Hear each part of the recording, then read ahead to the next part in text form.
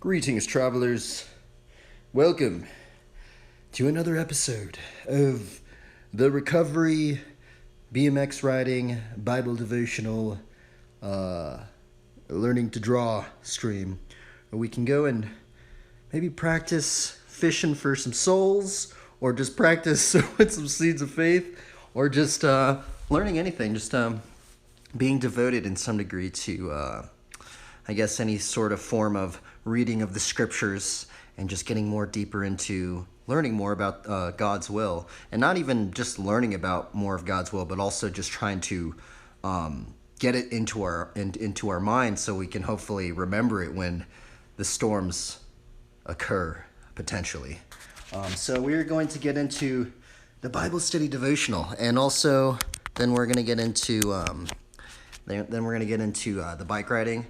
I know these Bible study devotionals are super awkward and they're super weird, but the weird thing is like, if I don't do them at the very beginning of the stream, I probably wouldn't do them at all. I'm gonna be really honest, and I feel like I just need to do them right away and just put it right in the first of it. Otherwise, I don't have the energy to do it, or even just the enthusiasm or zeal to do it. So that's why I do these things right in the beginning.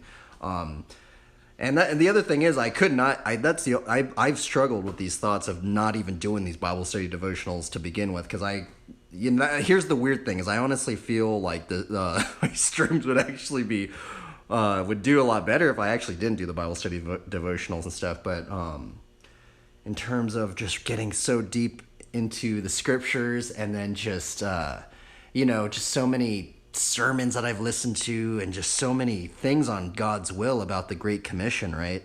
About I guess going out and sharing the gospel, trying to proclaim the gospel to all of creation, and just all of that stuff. I've just listened to so many sermons about all that stuff. So in some way, I feel like at least we're attempting it, at least it's better to attempt maybe than to not attempt it at all. So let's get into it, okay? And I'm also in this weird spot too with the darn injury too, that I'm like tripped out, because now like my knee is like, it's like feeling almost to where it was like prior to I got it hurt again. But I don't know, man, it's just weird, and I'm still waiting for the ortho people. I guess a lot of people tear their ACLs, and you can survive without an ACL. It just I guess just the bad part is like, I just want to ride other stuff. I want to go to the skate park and not have to be tripped out, or I want to just ride a dirt jump and just blast things like I used to, and just not have to worry about if I just stick my leg out, I'm gonna hurt my knee. It's just ridiculous. It's literally ridiculous. Like you can like just you don't even have to fall. You just put your leg out and you land on it, and it just like tweaks your knee, and it's just like, I don't know, man. And I don't know, like, I mean, I'm digging right in the garage. It's cool because I can stream it, and then and it's safe. I haven't messed my knee up in here, so, I guess flatland is okay. So if you're out there and you don't have an ACL and you're contemplating getting surgery or something, I mean, another option is you could try and learn flatland. But I think one thing a reason why I actually started thinking about it, of maybe why I haven't gotten hurt out in the garage, is because of this flooring. This floor is very smooth, and so when you pivot with your foot, it doesn't stick. And I think that's actually why a lot of football players, a lot of soccer players, and just a lot of people just tear their ACLs in general. And I actually think that's how I tore my ACL, is because when you plant your foot, if it sticks in the ground and then your body weight is turning like that, and you do it on your one leg, it's gonna twist your leg, right? And your foot's just caught, like your foot's caught in there, and it twists your leg like that. And I think that's why a lot of people tear their ACLs. And that's the other thing, is why I think I can do this without an ACL in here, is because when I plant my foot down, since it's so kind of slippery in here, it can kind of I can pivot my foot and not mess my knee up. So I don't know. I don't know if that has anything to do with it, but I'll say if you've torn your ACL, you're contemplating getting surgery, you probably should get surgery. Maybe get in flatland or something. I don't know. Anyway, okay, let's see here. We're going to get into we're going to do a Bible study on a pretty famous Psalms, and it's going to be Psalms 37. We're going to get into a bit of Psalms 37. Now, what's weird about Psalms 37? I guess let's just read Psalms 37 to get into it, right? Okay, let's see here. So this is what I have so many things underlined on this. Like, look at this psalm up in here. This thing is so underlined. Look at that. There's I have so many little different things underlined. It's very interesting. Okay, we're going to read it, though. Let's see here. Fret not yourself. Oh, this is also of David. Psalms 37 of David. Fret not yourself because of evildoers. Be not envious of wrongdoers, for they will soon fade like the grass and wither like the green herb. Trust in the Lord and do good. Dwell in the land and befriend faithfulness. Delight yourself in the Lord, and he will give you the desires of your heart. Commit your way to the Lord. Trust in him, and he will act. He will bring forth your righteousness as the light, and your justice as the noonday. Be still before the Lord, and wait patiently for him. Fret not yourself over the one who prospers in his way, over the man who carries out evil devices. Refrain from anger and forsake wrath. Fret not yourself, it tends only to evil. For evildoers shall be cut off, but those who wait for the Lord shall inherit the land. In just a little while, the wicked will be no more. Though you look carefully at his place, he will not be there. But the meek shall inherit the land and delight themselves in abundant peace. The wicked plots against the righteous and gnashes his teeth at him. But the Lord laughs at the wicked, and he sees that his day is coming. The wicked draw their sword and bend their bows to bring down the poor and needy, to slay those whose way is upright. Their sword shall enter their own heart, and their bows shall be broken. Better is the little that the righteous has than the abundance of many wicked. That's actually interesting, huh, right there. It's weird because this one, there's actually a whole nother aspect, and it's weird because I've read this psalm a lot, right?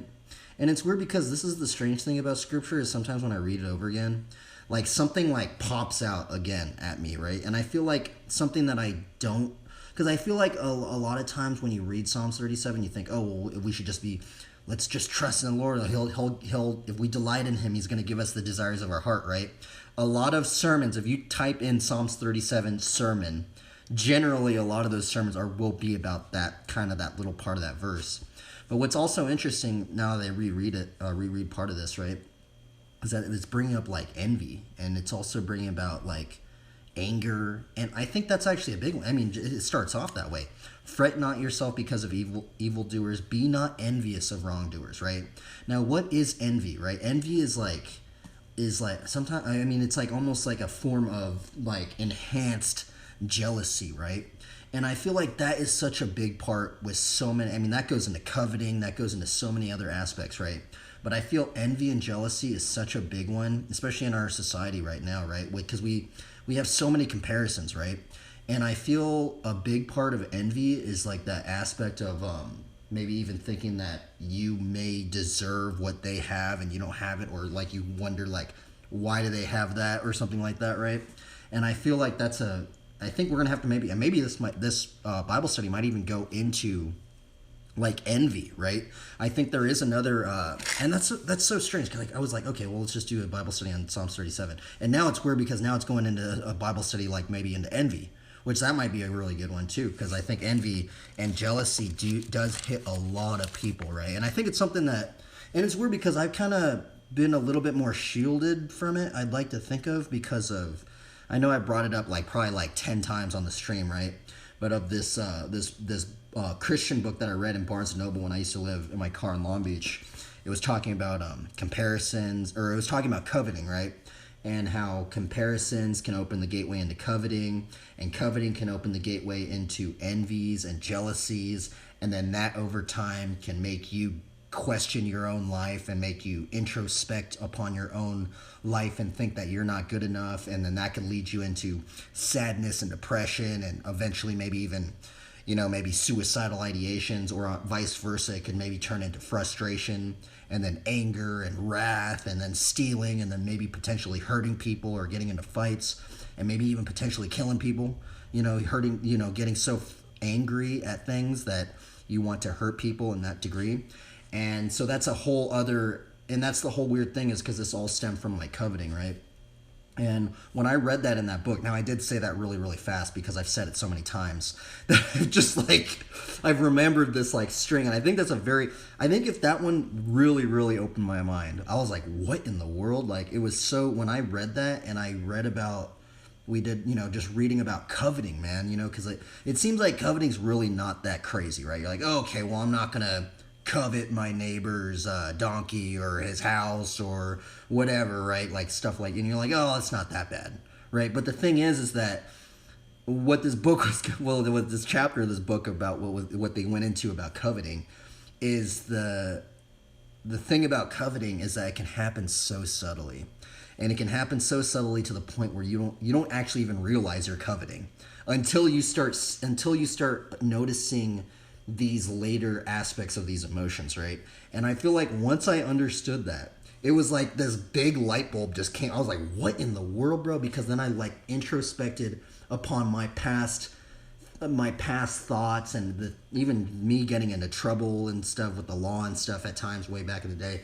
I was like, oh my goodness, bro. Like, that just led me into so many things, and I didn't know about it. It was so weird. And I feel like that's it's such a strange thing about envy and jealousy, right? And we'll probably do another. Let's just look that up right now. Let's look up a Bible study on that. But yeah, what they were going into, and it's just weird because they went into this little chapter of this book about coveting.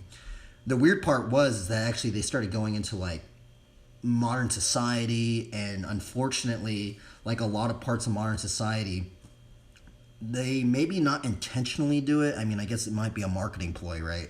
But a lot of companies actually, in some degree, they want people to covet, right? And that's the whole strange thing about living in a market-driven society, is like sometimes we do buy things that we really don't really need, but then like, why do you want that in the first place, right? Like that's the whole strange aspect about all this stuff, right?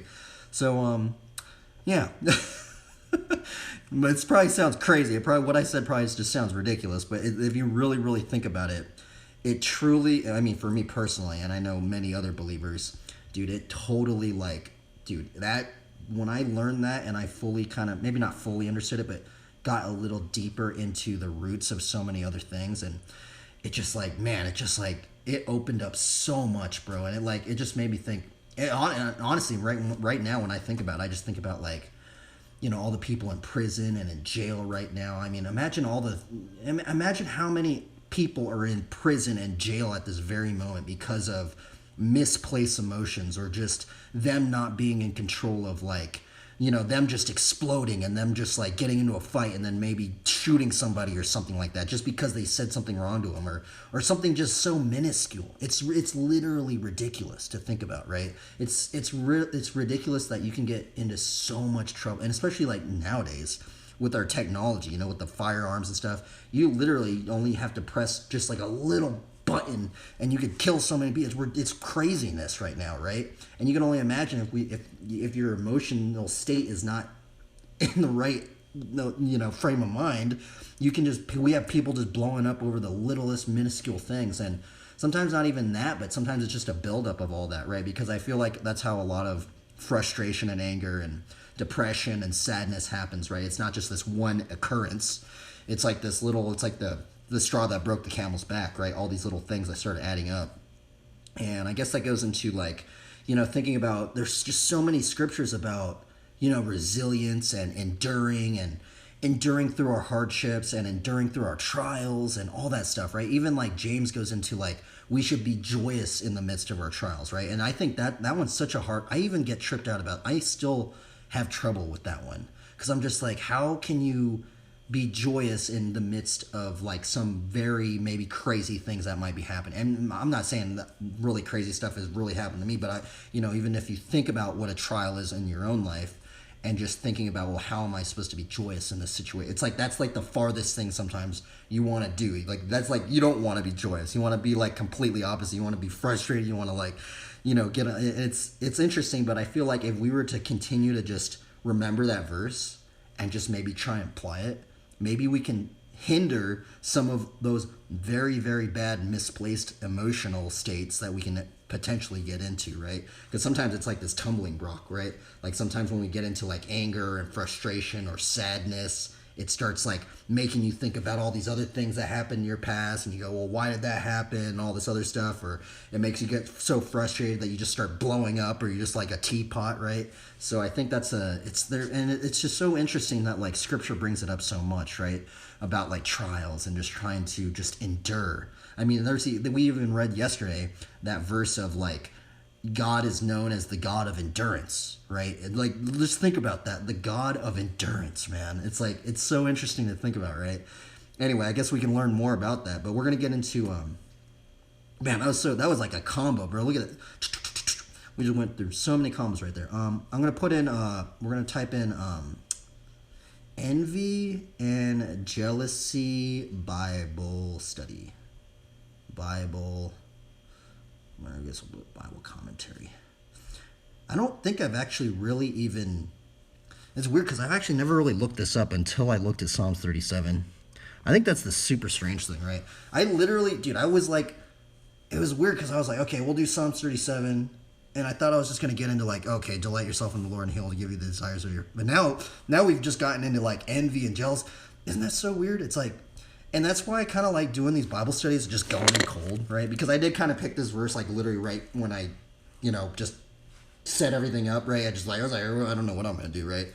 And I was like, all right, we'll just do this verse, and and then it's so weird because like I thought I was going to go into this portion of it, and now we went into a whole new thing, right? And I feel like if I were to pre-write these Bible study things, like devotionals, and me having to do it over again, dude, it would be like, I'm not even going to lie, I feel like it would be boring. I'd be like, bro, I like literally looked all this stuff up again. But I like the aspect of just kind of just doing it on the fly, right? Just like doing, like we just went in, I'm like, whoa, I never really thought about it really that in that direction. And we go in and it's almost like we get to experience the searching through we're just like searching through all this stuff, right? In the moment. And I like that aspect because I feel like it's a lot more fun, because I feel like sometimes I could be like searching through things, rewriting it down, and then we're going to just do it over again and not really do the searching as much, right? And I feel like I'd get burnt out doing that, but maybe not most people. I think most people do like pre-write their Bible study devotional things out sometimes, but I honestly find it really fun just doing it on the fly. And that's the crazy thing with our technology is we can do it because we have like, we have the internet and stuff. It's just so crazy. Okay, let's see here. Well, this one is on Got Questions, and I don't know if this one really went into it. This one says, what's the difference between jealousy and envy? Let's see. Let's see. What does the Bible say about envy? So this is on Got Questions, and we will read this one right now. What does the Bible... Now, before we get into this, I know there is this verse. I'm not going to look it up just because it's going to... I'm a little late today, so I have to try to speed it up a little bit more. But there is this proverb, though, that I can't remember about envy as well. And it says, envy makes the bones rot. If that is pretty gnarly, if you can think about that, man, imagine just your bones rotting away. And I think that's the other weird thing, is just thinking about our bone structure. Now imagine like just your bones just rotting away. And it's just so weird that it says envy makes the bones rot. It's not like, oh, you have a flesh wound and you're just bleeding out, right? It's like you're like dying from the inside out. Like you're rotting away from the inside out, man. Like that's brutal, huh? Like, envy, I think envy should be brought up more. I'm flat out curious how many people have gotten into very bad situations because of envy. And if not, how many people have died because of people being envious of one another and stuff like that, right? It's crazy to think about, actually. But, okay, let's read this Got Questions one. A simple definition of envy is to want what belongs to someone else. A more thorough description of envy is a resentful, dissatisfied longing for another's possessions, position, fortune, achievements, or success. The Bible says envy is an act of the flesh. Wow, and I've totally forgotten about that. That is ridiculous. It's so crazy that I literally have not even remembered that. Envy is an act of the flesh. That's so weird. I'm gonna be honest. I didn't even remember that. Like, that's so weird. The result of human sin, the acts of the flesh are obvious: impurity, debauchery, idolatry, witchcraft, hatred, discord, jealousy, fits of rage, selfish ambition, dissensions, factions, and envy and drunkenness, orgies, and the like. I warn you, as I did, that those who live like this will not inherit the kingdom of God. Galatians 5:19 through 21. See also Romans 1:29 and 1 Peter 2:1 through 2. Envy and jealousy are closely related and sometimes used interchangeably in modern Bible translations, but they are not quite synonymous. Envy is a reaction to lacking something that another person possesses. Jealousy is a reaction to the fear or threat of losing something, or often someone. That's interesting. I actually haven't really went into what's the difference between jealousy and envy, right? That's actually very interesting. And jealousy can almost be the sense of losing something, and you wanted to keep it or something. That's so weird, huh? We possesses. Envy is the distress of or resentment we feel when others have what we have not. Jealousy is the sense of dread or suspicion we feel when what we have might be taken away. There is such a thing as godly jealousy, see 2 Corinthians 11:2, but the Bible never speaks of envy in a good light. Another word in the Bible closely associated with envy is covetousness. To covet is to have an excessive desire to possess what belongs to another, usually related to tangible items like property. Covetousness is an intense craving or selfish desire that threatens the fundamental rights of others. Exodus 20:17 and Joshua 7:21. The first bout of envy in the Bible surfaces in the story of Cain and Abel. Cain, the older brother, killed Abel out of envy because God looked with favor on the younger brother's sacrifice, but did not accept Cain's offering. Genesis 4:3 through 5. Later, Esau envied his brother Jacob because of the blessing his father Isaac had given him. Genesis 27:41. Rachel envied her sister because Leah gave birth to Jacob's sons, while Rachel remained childless. Genesis 31. Saul envied David for his success in battle and his popularity among the people. 1 Samuel 15:6 through 16. The Jewish leaders had Jesus arrested because they were seized with envy. Mark 15:10. The Bible paints a vivid picture of envy's devastating effects. If left to grow in one's heart, envy will lead to spiritual, emotional, and physical death. A heart what did I just say right there? A heart at peace gives life to the body, but envy rots the bones. See, they brought up that proverb. I actually forgot the first part of it. That's Proverbs 14:30. A heart at peace gives life to the body, but envy rots the bones. Here, the New Living Translation likens envy to cancer in the bones. And in James 3:14 through 16, we find this stern warning about the sin of envy. But if you harbor bitter envy and selfish ambition in your hearts, do not boast about it or deny the truth. Such wisdom does not come down from heaven, but is earthly, unspiritual, demonic. Man, that's so weird. It's so weird how James brings up he brings up demons, he brings up the demonic. It's so interesting because if you read a lot of the other people in the New Testament, they don't, except for the Lord Jesus Christ, right? I guess there are some others that maybe touch on the subject, but I feel it's so weird because if you read this small 2-page thing of James, right? He brings up demons twice in this small little section, right? Just so weird. And that's another one, right? It's so weird that he's even saying envy can almost be in the sense demonic. And I'm wondering now just even reading that word, demonic, I'm wondering is there a sense that, do you think Satan and the demons and the devils and the unclean spirits and the evil spirits out there, that are, within the realms of humanity at the moment. Do you think that one of their goals is to just make people envious of one another? Because if you really think about that, imagine if everybody was just envious of one another. What would that do to a society? Like, what would that do to a community? What would that do to just people in general, man? It would just turn into dissension. It would just turn into chaos, I think, right? I don't know, man. Maybe we're seeing it right now, but I don't know. Let's see here.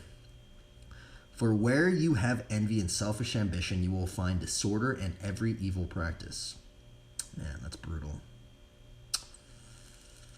Man, it's so weird how James writes sometimes. It's just like he's just so blunt about things. He's just like, boom, all right, here you guys go.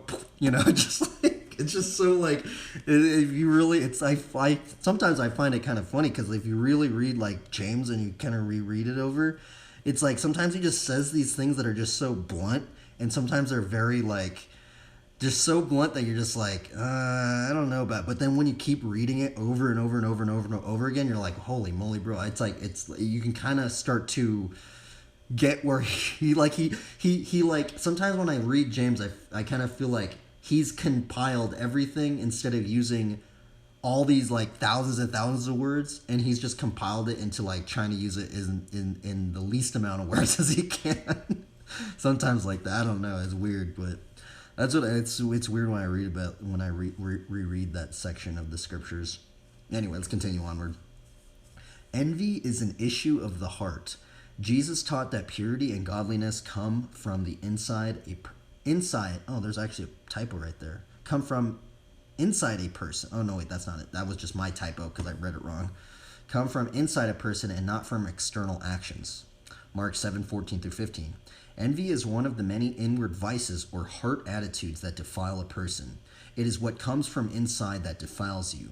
For from within, out of a person's heart, come evil thoughts, deceit, lustful desires, envy, slander, pride, and foolishness. All these vile things come from within. They are what defile you. Mark 7:20-23. Man, this is a long commentary. This is a good one. I haven't read this one, so I don't think I've read this one, so this is an interesting one. Okay, 1 Corinthians 13:4 states, love does not envy. Huh. Wow. I've forgotten about that verse. Wow. Because, man, 1 Corinthians 13 is such a big one, especially like when people get married and stuff, right? They always bring up that one because it's about love. I mean, that one's blunt too. Love does not envy. It's so interesting, right? If we are envious of our brothers and sisters in Christ, then we do not love them. The love of Christ is void of selfish ambition and desire. Philippians 2:3-8. Christians are called to dispense with envy. Therefore, rid yourself of all malice, all deceit, all hypocrisy, envy, and slander of every kind. 1 Peter 2:1. Dude, there's so many verses about envy. And it's so weird because I literally only remembered like 2 or 3 things about envy, right? And there's just literally we're reading so many verses about envy. Like this one's saying we should rid ourselves of all envy. Isn't that crazy, right?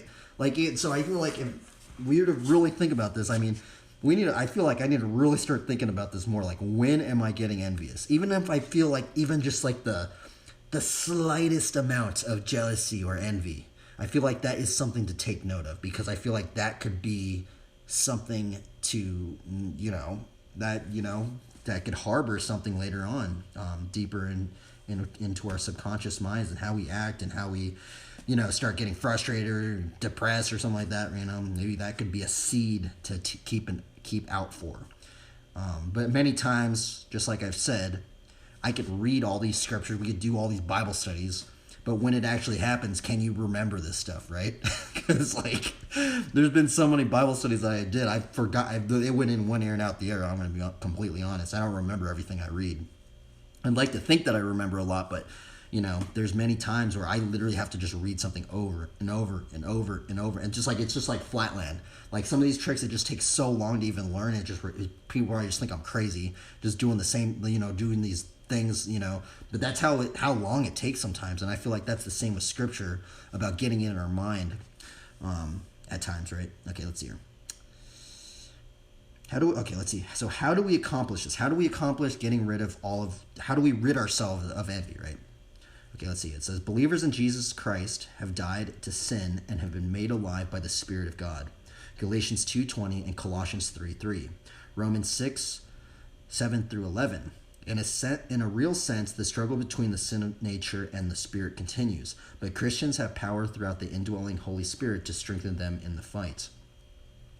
Paul taught in Galatians 5:16 through 26 that if we walk by the Spirit, live by the Spirit, and stay in step with the Spirit, our lives will bear the fruit of the Spirit. Since we live by the Spirit, let us keep in step with the Spirit. Let us not become conceited, provoking and envying each other. The root of envy is a dissatisfied heart. We experience envy when we cannot have what our heart desires. Wow. That's so strange, because that's what's weird about Psalms 37. It says, delight yourself in the Lord and he will give you the desires of your heart. Wow, that's so strange. Huh. That's really weird. They didn't even bring... Dude, that's so weird that they didn't even bring in Psalms 37. That's so weird. Oh, wait, no, they did. It's at the very end. Here, wait up. I need to finish this off. We have not yet learned the secret of contentment. Philippians 4:10 through 13. Of delighting ourselves in the Lord. The most effective way to avoid envy is to trust in the Lord and delight in him. Trust in the Lord and do good, dwell in the land and enjoy safe pasture. Take delight in the Lord and he will give you the desires of your heart. Commit your way to the Lord. Trust in him and he will do this. He will make your righteousness reward shine like the dawn and your vindication like the noonday sun. Psalms 37:3 through 6. Man, that's so weird. Huh. You know what? That last part almost reminds me of Matthew 5:14 through 16. I think that's actually a combo. I think I kind of remember this combo, but I didn't. Let's see here. Okay, let's read this end, because that last part. He will commit your way to the Lord, trust in him, and he will act. He will bring forth your righteousness as the light and your justice as the noonday. He will bring forth your righteousness as the light. Huh. That's weird. Dude, I wonder if, Jesus was almost kind of, paraphrasing Psalms 37. Because, in Matthew 5:14 through 16, it says, you are the light of the world. A city set on a hill cannot be hidden. Nor do people light a lamp and put it under a basket, but on a stand, and gives light to all in the house. In the same way, let your light shine before others, so that they may see your good works and give glory to your Father who is in heaven. So what does that mean right there? If we were to think about Matthew 5:14 through 16, what the Lord Jesus Christ says right there, and then Psalms 37. So that's so weird what it says, commit your way to the Lord and he will do this. Commit your way to the Lord and trust in him and he will act. He will bring forth your righteousness as the light and your justice as the noonday. That's so strange, huh? It's very similar to Matthew 5:14 through 16.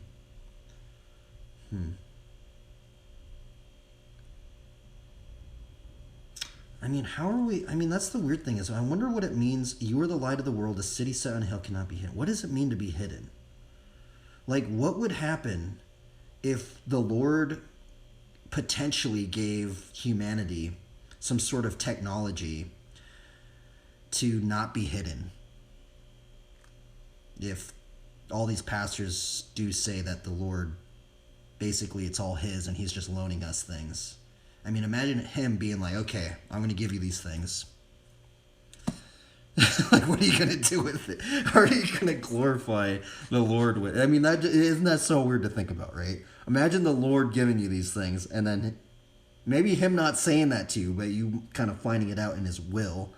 That you'd be like, okay, well, that's weird. I'm supposed to glorify the Lord with what the Lord has given me, I find that just so, I don't know, isn't that just weird? It's just so, it seems so easy to say it like that, but it seems to put it into practice, that's a whole nother matter, right? That's a whole nother, it's very interesting. Man, it's just so weird to think about that. It's so interesting. I'd love to hear, what other denominations, what other pastors, what other believers even think about Matthew 5:14 through 16.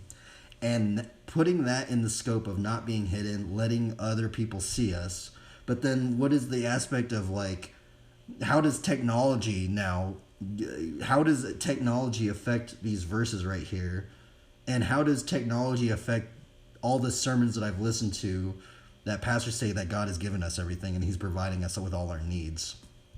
That would be a very interesting introspection of what if I could hear that from other believers. I think that'd be very, very interesting to listen to.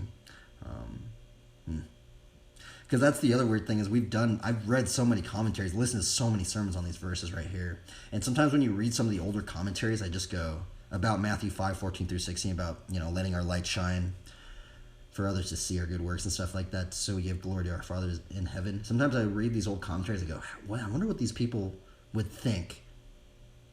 Like, with our technology nowadays, like, what would they think if because I know some of these commentaries were written maybe hundreds of years ago. And sometimes I go, what would they actually think, right? Like, what would they think about nowadays? Like, it's intriguing, actually. Anyway, I guess that was a Bible study. This one I think is very important, though. Sorry, I can't see the chat. I apologize. I do apologize. I do see your name, but I have my my UI set to the lowest thing because I do these kind of longer streams, and normally I look at the chat on my phone, but I'm reading this commentary on here, so I really apologize if I can't. I do see your name, so anyway, cheers, man. That was the Bible study. Bible study today, we started with Psalms 37, and what's interesting about Psalms 37 is it brings up it starts off with envy. I was like, that's weird. And it's weird because I didn't really I thought I was going to go into something else in Psalms 37, but I went into envy today, and we went into envy and jealousy and all sorts of stuff like that, right? And I think that is such a big one. I mean, if there's anything, dude, I feel like if there's anything, man, maybe if I know it just gets so boring over time, but imagine if we just did a Bible study on envy every single day. Envy, jealousy, and just did a Bible study every single day, man. Because there's that one verse that says we are to rid ourselves of all envy. I mean, that is so crazy to think about, right? I mean, that's something that's like, if we are to rid ourselves of all envy and all these other things, right? But the envy is the one I'm remembering with that verse. Is that now I'm just like, wow, I really need to pay attention of when I get envious or when I get jealous. And, And that takes a lot of, being real, too. Because, especially in our society right now. It's like, that's the other weird thing, right? It'd be so interesting to hear, imagine if we were to hear, all of humanity, what is everybody envious of? I think that would be very interesting, right? Asking just random people, hey, and they truly answered correct, they didn't lie, but truly, you gave them a truth serum or something. They said what they actually were envious about. It'd be very interesting to hear, what are all these people envious of, right? And it'd be weird to, take all that envy and then just start, statistically thinking about, okay, well, how is this affecting humanity now? I don't know.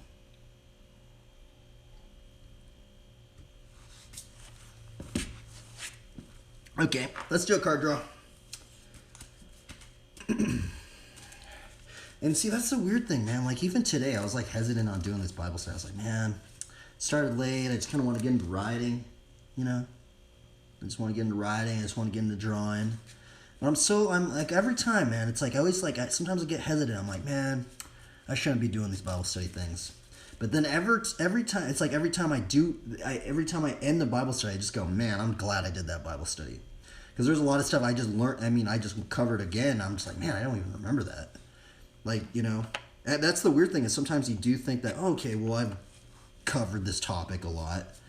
And then there's just always even just a snippet of information that there's something that's wow, I didn't think about it that way. Or even if I read it over again, it's wow, there's something that was different about it. Something different that came to light that I didn't think in that degree. It's always interesting.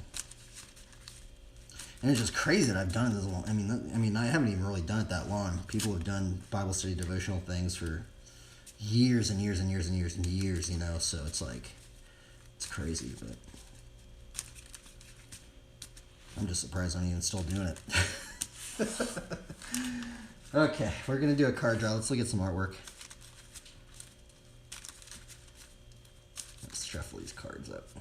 Get into the knee stretch and give them a little bit of ride, and we might get into drawing or something.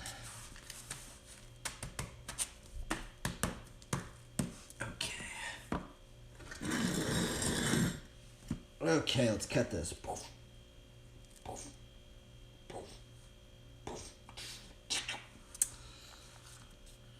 Okie dokie, let's do this card draw. What artwork are we gonna get?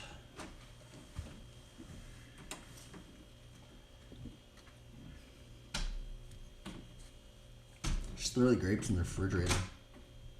Just throw the grapes in the refrigerator. And you can just do it tomorrow or something.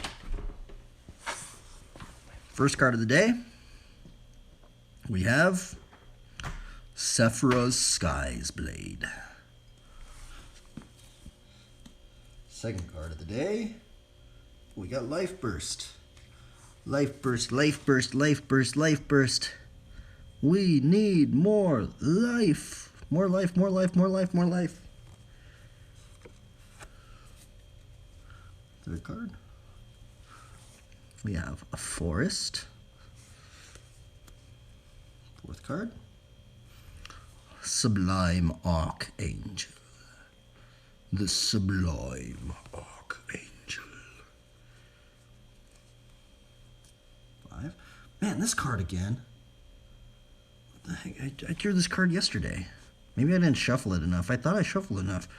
We got Revelation with the King James 16:11 verse on it in the Apocrypha. It says, "Many are in high place and of renown, but mysteries are revealed unto the meek." Ecclesiastes 3:19. Ooh, we got Rafik of the Many.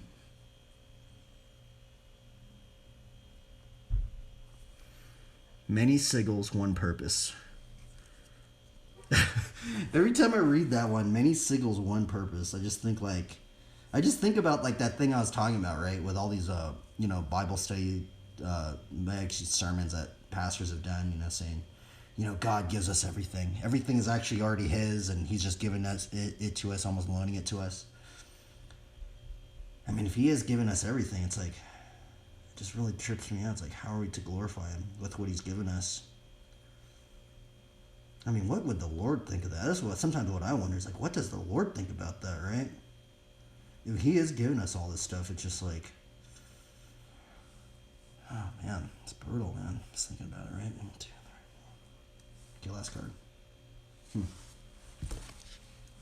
Tireless Missionaries. It's a cool card. That was an interesting hand. It's weird that Revelation is a green card. That's the other strange thing, right? It's strange that the Revelation is a green card.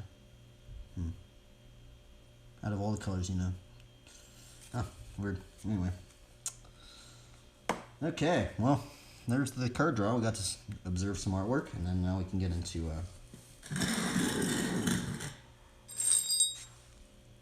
that's a bite. New exercises.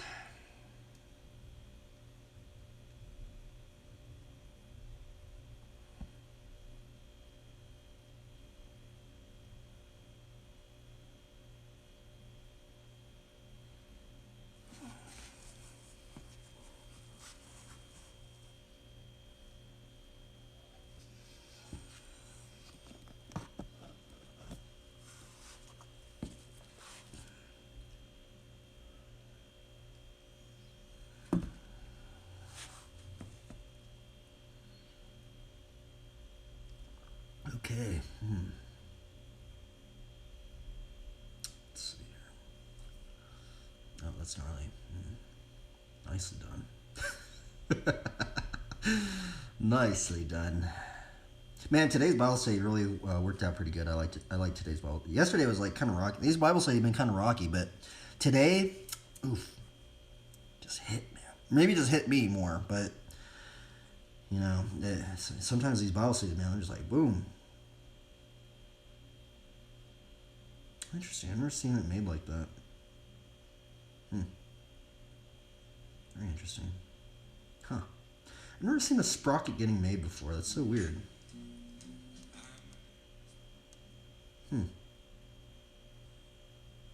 Intriguing. Okay, well, let's do some knee stretches and stuff. Put some music on, do some knee stretches, and then we'll ride some bikes hopefully.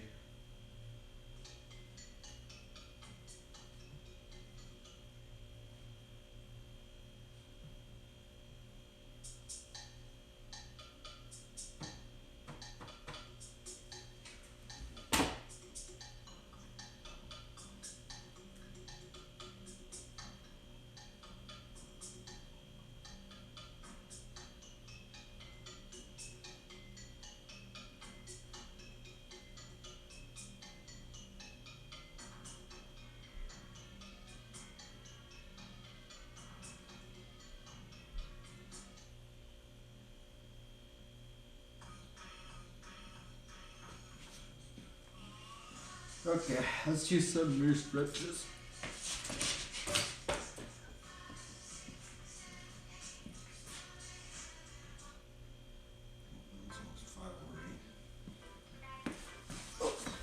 Okay.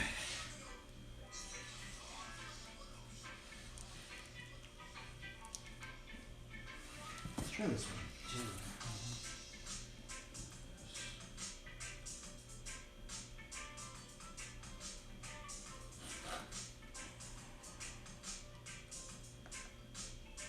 I still can't even like sit fully on this knee. That's a bad thing right there, but I think it's because I'm wearing this brace too, so.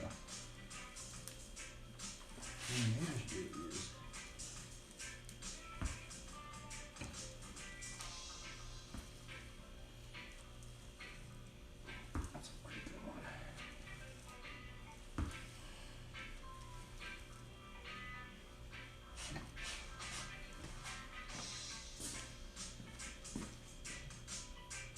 I like this song. That was a good beat right here. Good reggae beat right here.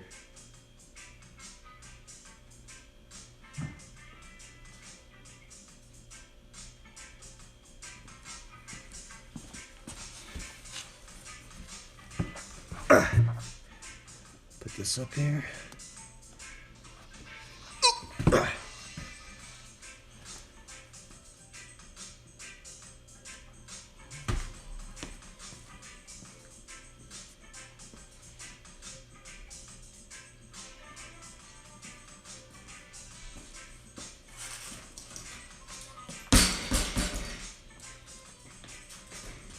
Do these ones. Put my leg up on here. And then I think these ones are pretty good to do. Like, so you go like this, and then you pivot.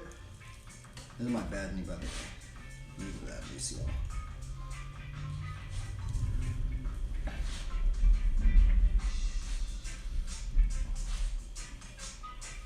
See, it's weird because like I can pivot like that, but I guess like if you jump and then pivot on that, maybe that's when it happens. Alright, let's I guess I might let's do some of the step stuff actually. The quads.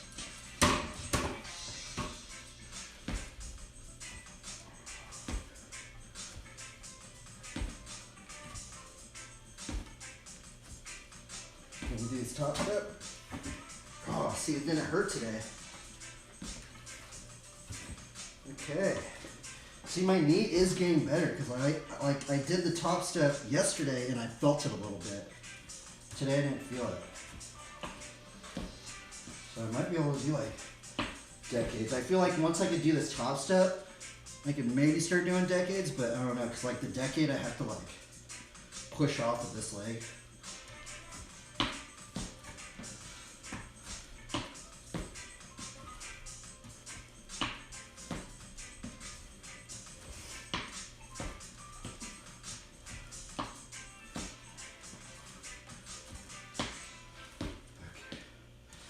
Good. Needed enough. One didn't feel sore.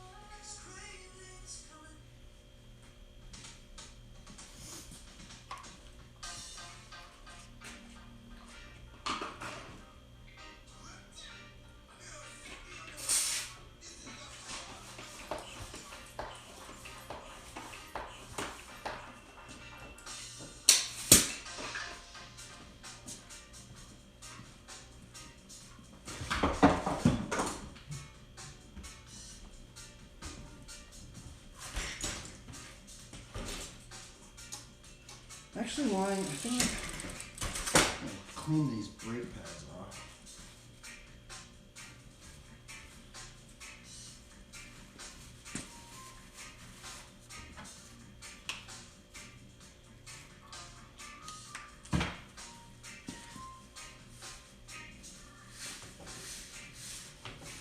That's why I have the line there.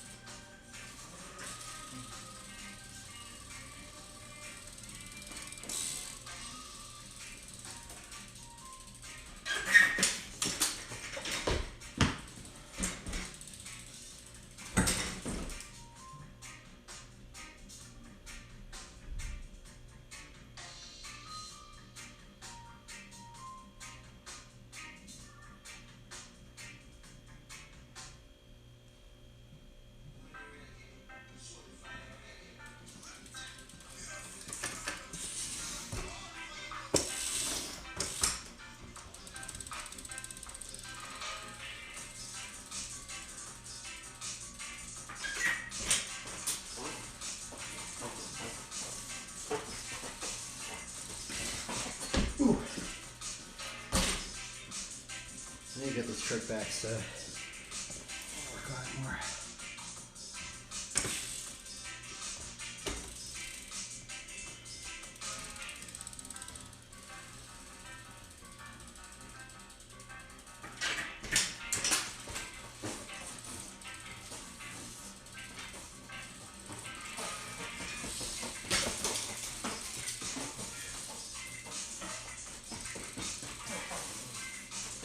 Oh, are you kidding me? Oh, brutal.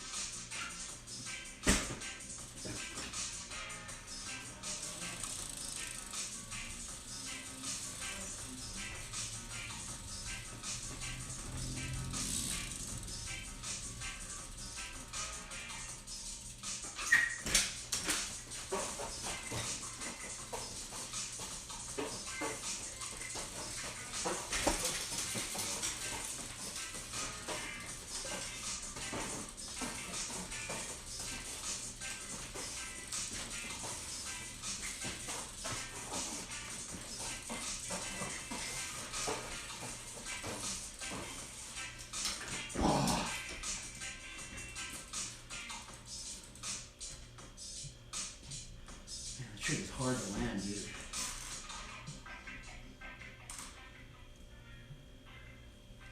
I don't know why it's so hard to land, it's just hard. I think if I had a smaller frame, it'd be easier. They put a little bit more lean on it.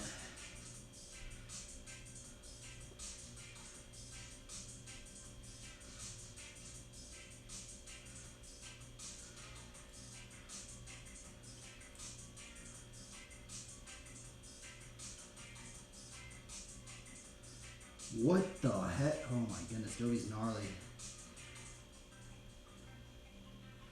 Jeebus, dude, Dobie, you're insane, dude.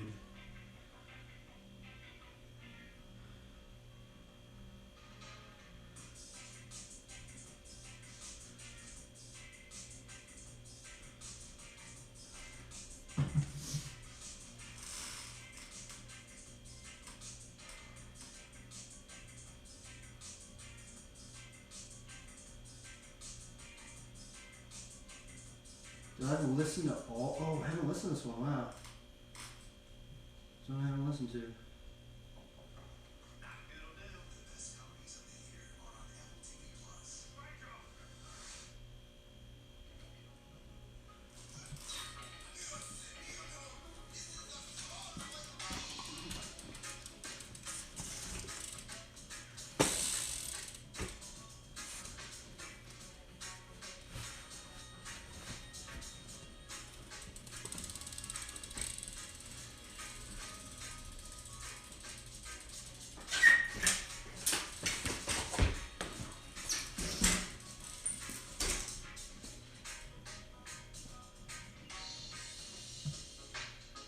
It's kind of like chill.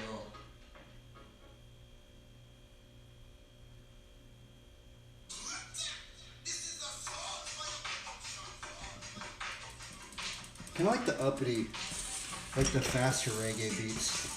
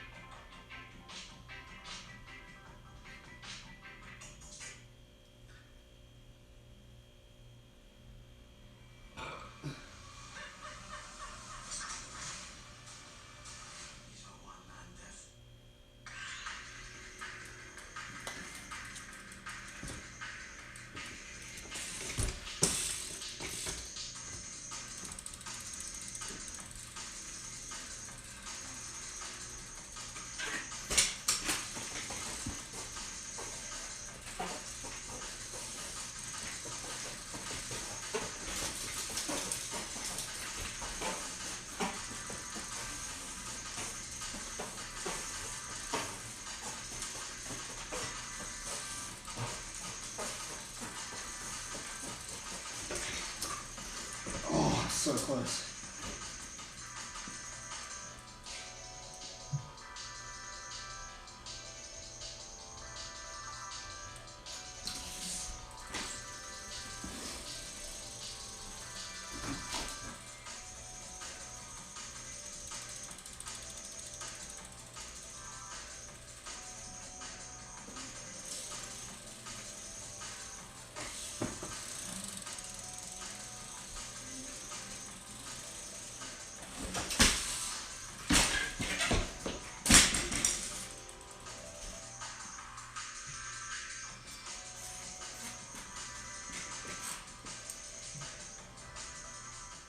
That hurt my knee. That was weird.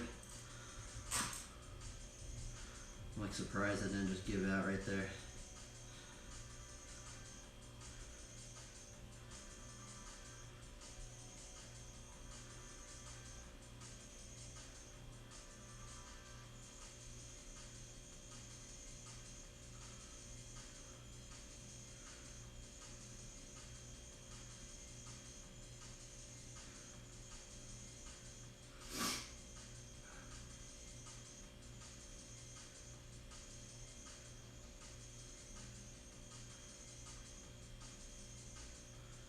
Huh.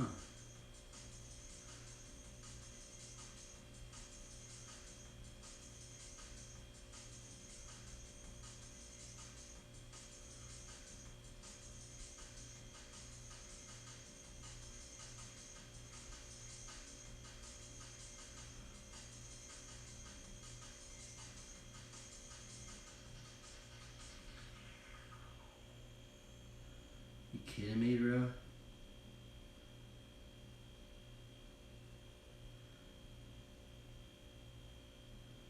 No way.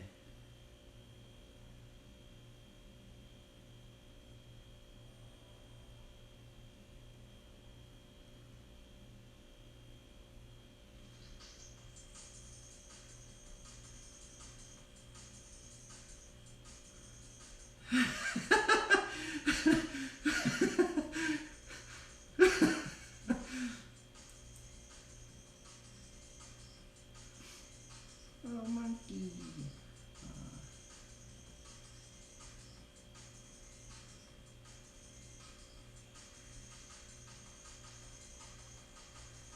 These eyes.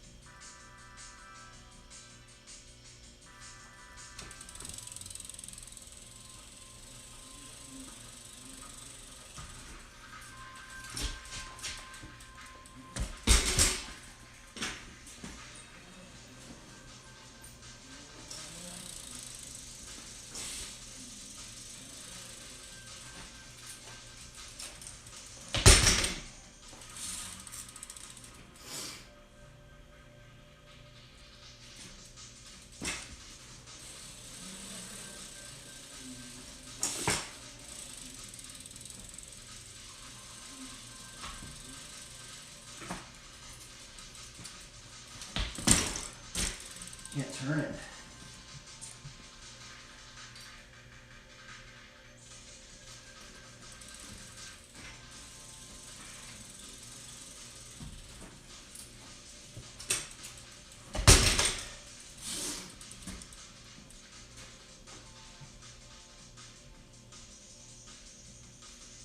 Why can't I turn it?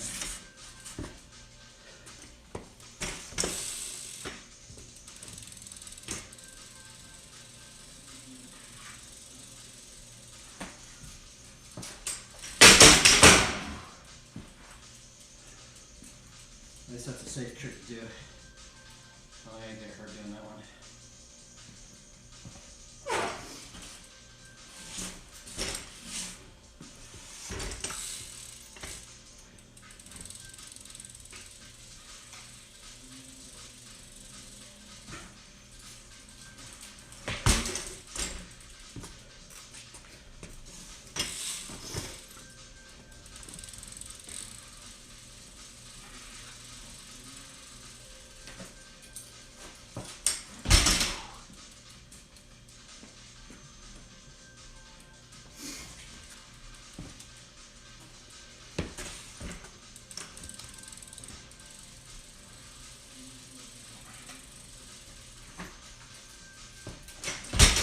Why can't I get it? I think I need more room in here. I don't know, I saw like someone do it and they like went into a turbine, but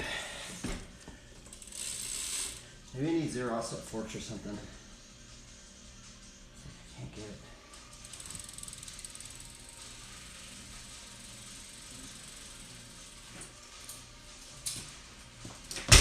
It's like I keep going, like I get into it and I just go straight.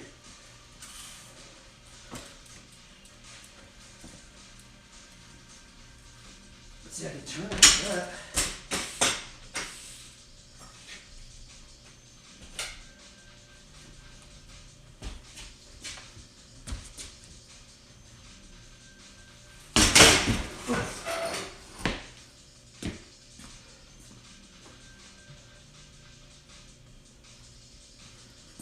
Weird.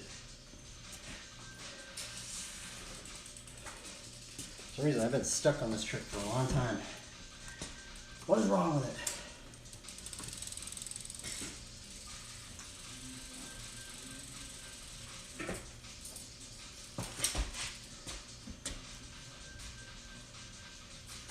Come on, bro. That thing's hard.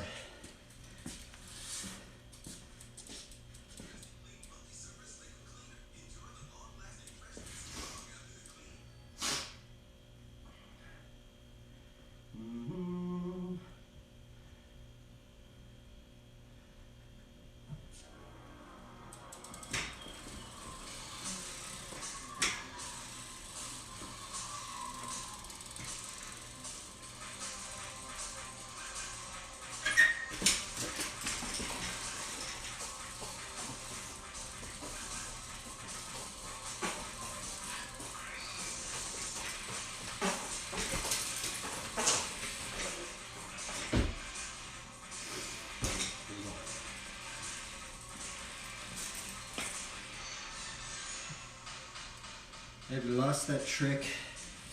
Can't land it anymore. I'm like trying not to do gyrators today. Just always end up doing gyrators, but.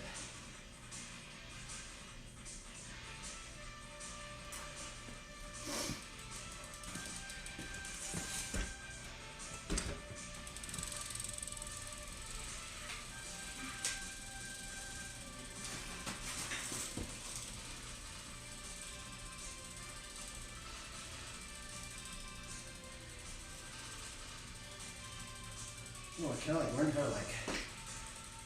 Whoa! What the heck? I kept balancing it out. It was crazy. Dude, I'm like riding like super slow. Ever since I came back from this injury, I'm riding like a snail now, like a turtle.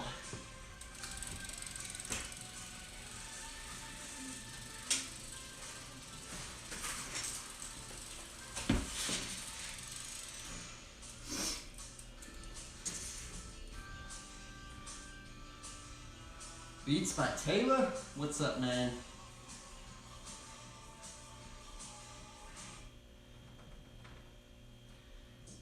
I have a torn ACL. You do not have an ACL. I haven't had an ACL in like 2 years. Since I got it. And the bad thing is I haven't got surgery. I have a ortho scheduled. I have to get an MRI, but they still haven't called me. I guess like they're all backed up and stuff. I don't know what. I guess a lot of people mess their ACLs up, or a lot of people get knee injuries or something like that. So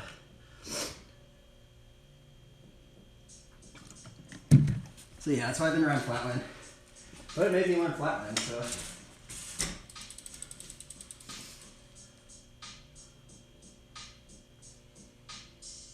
Oh, you had to stop lifting? Oh man, I'm sorry to hear that.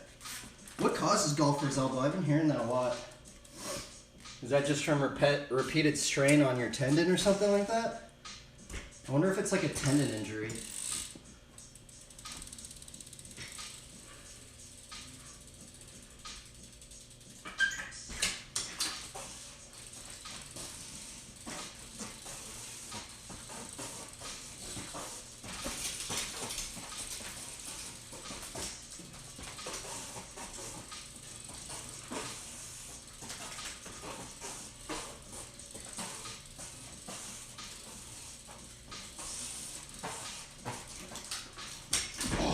Dude, I'm so close to landing. I don't understand.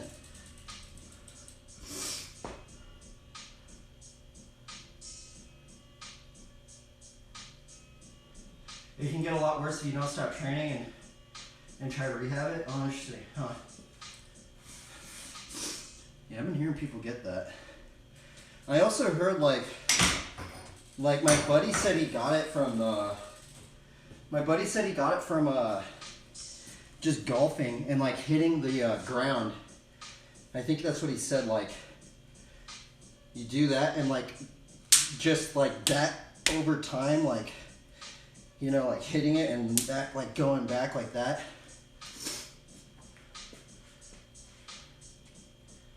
I mean, I guess that's why they call it golfer's elbow, right? I use a massage ball 3 times a week, stretching and doing. I wonder, like, if you could do like the rowing stuff, right? Like if you had like one of those rowing things, because I know you could like put the meter to like 1, you know, or like just bent over rows. I wonder if bent over rows would be good for it. I don't know. It might be bad for it. But like bent over rows with like minimal weight or something. I don't know.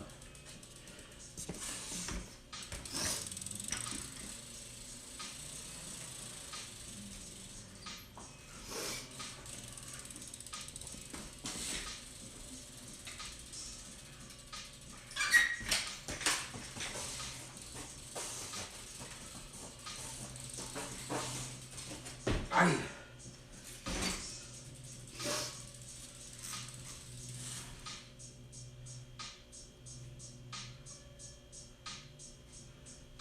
What is it? I don't think I've ever gotten golfer's elbow before.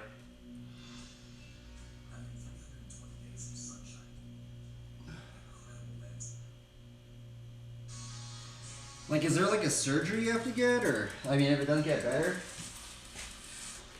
I wonder if there's like a brace you could wear. I bet they make some sort of brace.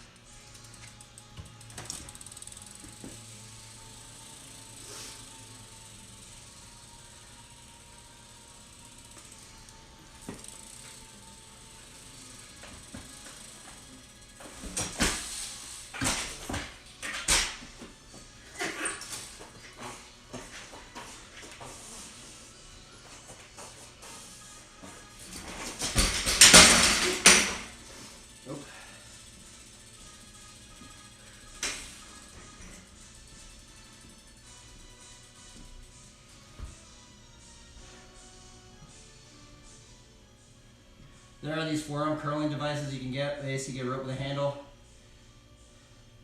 Huh.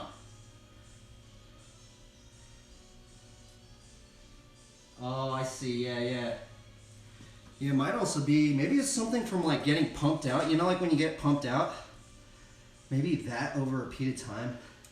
Because actually, no, now that I think about it, I kind of felt like maybe I did get golfer's elbow one time. Because I used to rock climb, right? I did used to rock climb a lot, and like when you rock climb, like all your forearms and your arms just get so pumped out. But if like you keep like trying to like climb it, I feel like it like messes up like your muscles or something.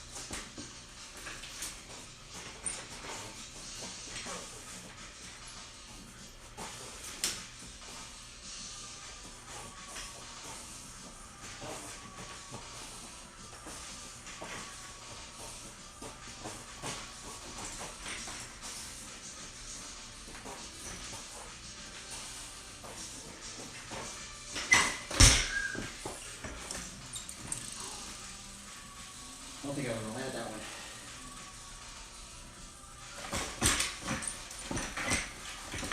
Oh, almost another triple. Oh, that felt good, bro. Whew. Bro, I haven't landed that before. I can't believe he just landed it right there. I haven't even landed that when my knee was good. I'm stoked, bro. I don't even have any tags on here. What's up, dude? Hello. How goes it? Bro, all my tags get messed up. I think when I switch my category, when I do these streams, like Twitch gets rid of all my tags or something. Oh well.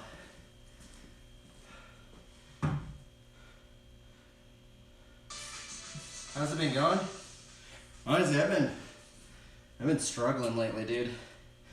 I freaking I was so pumped up, right? Because here's the thing is like, one of my BMX homies, he gave me his old knee brace thing, right? Here, watch. No homo, but like, he gave me this like gnarly knee brace thing, right? So I'm wearing this like gnarly knee brace. So it's like straight up look like a part of a robot now. And because I was wearing this thing, because I don't have an ACL, I tore my ACL like 2 years ago, right? Well, I there's this rider, he's actually the coach for the Olympics, right? And he says he hasn't been riding without an ACL for like 9 years or something like that. And the thing is his brace looks like this one. Ryan Nyquist, that's who I was talking about. Like, so Ryan Nyquist has a brace like this, right? And the thing is that I was like, oh, okay, well, if Ryan's riding like how he is, I'm just gonna start riding normally, like. So I'm all like trying to fix up the dirt jump, you know, because I thought this brace was gonna fully like heal me in some degree, but. And so like I started fixing it up, and then like maybe a month ago, I like just jumped the dirt jump out front of my house, and I just put my leg out. Like all I didn't even fall or anything. All I did was I turned, and I just put my leg out like this, and I just landed on my leg, and it twisted my knee a little bit, and I had to start riding. So yeah, you ever try snowboarding? You know what? I actually have been. I've only been snowboarding like twice. That one tears a lot of ACLs. I know skiing and snowboarding tears a lot of ACLs. So yeah, so I've been like recovering from this injury. I actually just started riding again, maybe on like last week or something like that. So, and then I went to the ortho, and I guess the ortho place is like backed up. I guess a lot of people have knee injuries and stuff like that. So I'm basically just waiting, and then it sucks because now like. Because when I got the injury, I was like, bro, I want to get the surgery now. Like right away. I just want the surgery. I thought I was going to get the surgery right away. And then I went to the ortho place, and they're like, oh, yeah, it's really backed up right now. You know, you have to schedule all this other stuff. You have to go to a different ortho surgeon. And now it's at the point where it's kind of healed again. And I'm just like, man. I don't know. So I'm just riding again, I guess.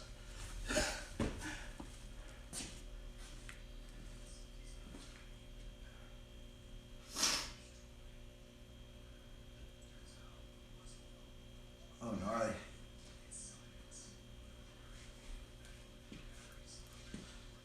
I miss, dude, snowboarding's awesome. It's so serene snowboarding. Just being on top of a mountain and it's just nothing but like snow, and it's just so peaceful.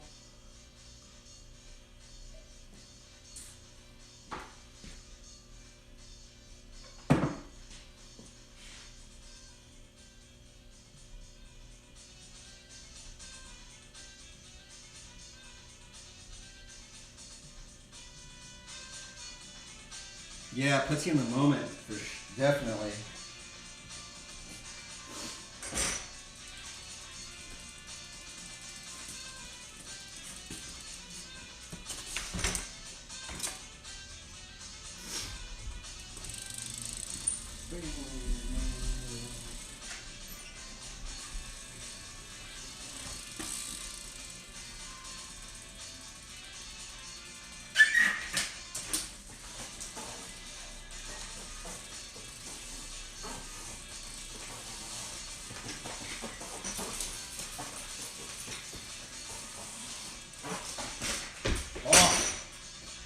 was close.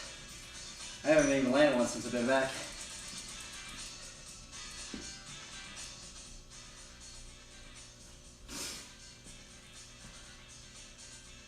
Yeah, I've been kind of trying to keep it easy. I've been doing all the other stuff I normally do.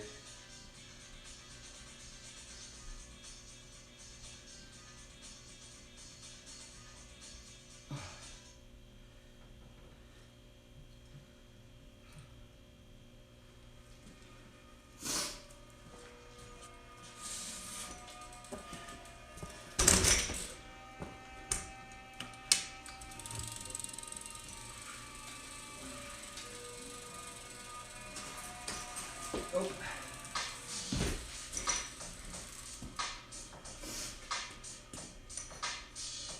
Wait a minute, did I make a stream mark on that thing? I think I did.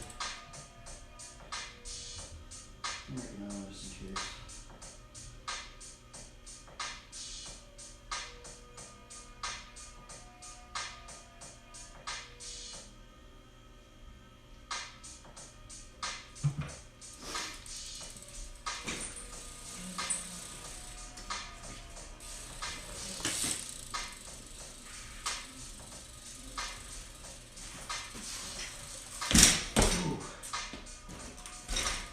Trick's hard. Always bad at that one.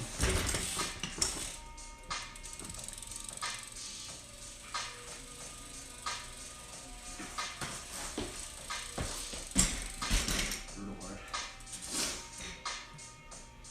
What have you guys been up to?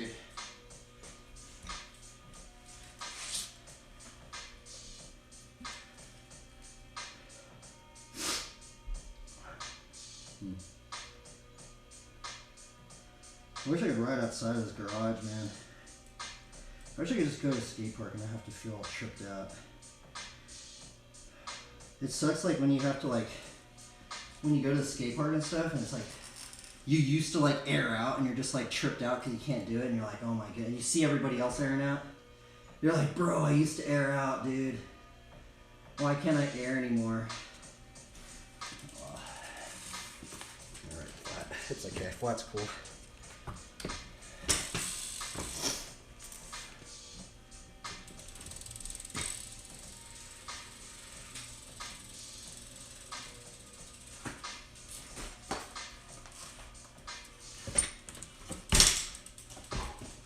Trick's fun.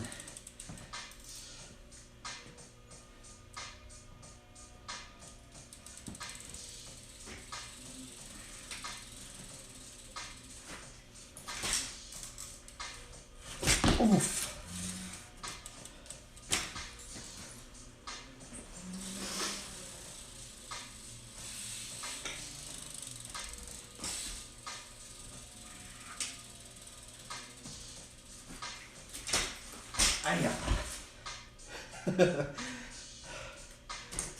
BMX is fun though, I love it.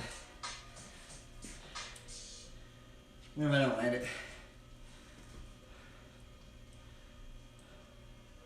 Bro, why is ACL surgery so gnarly?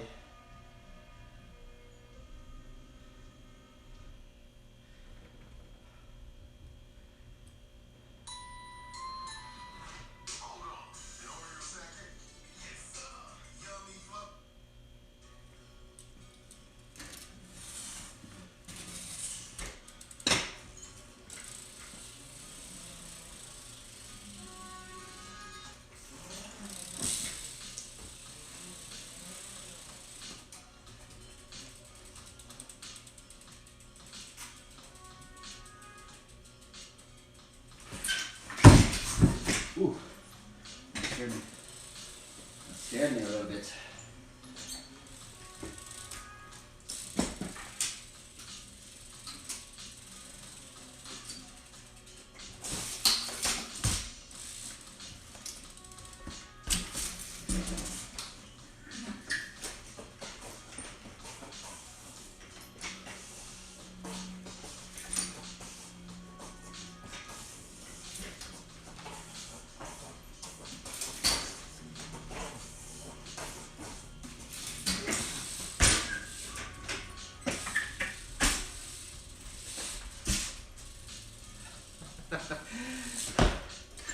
I don't think I've even landed that before either. Woo.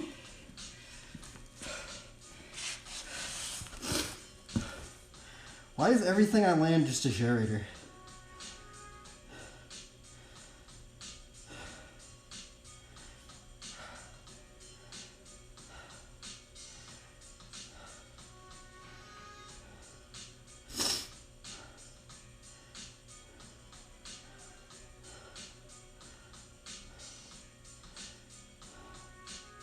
Oops.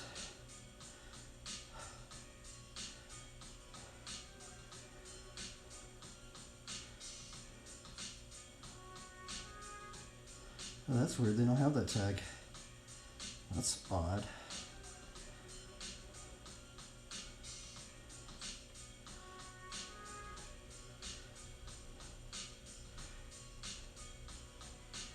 They got rid of the tags? That's weird. What? They got rid of that stuff.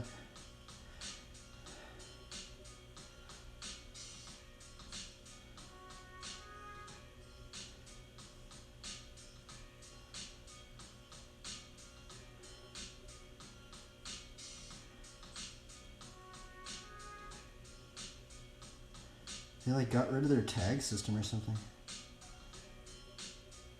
Oh well.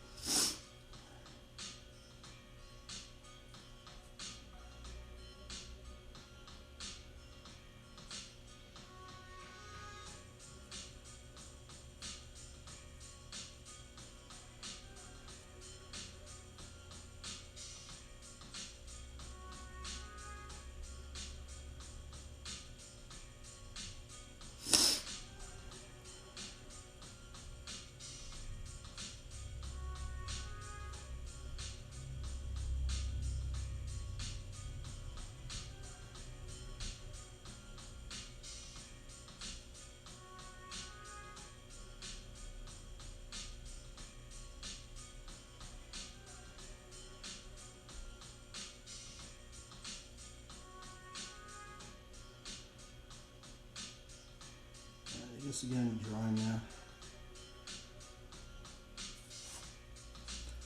I guess we will begin to draw.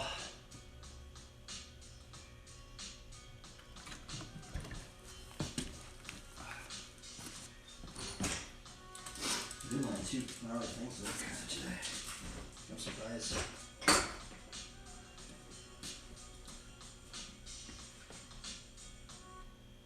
That was a long beat. Wow. Long.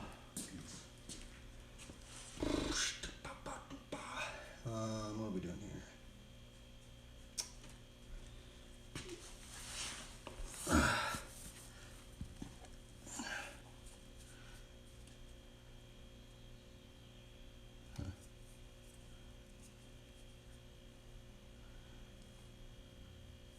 Maybe just keep drawing some lights. I don't know. Maybe.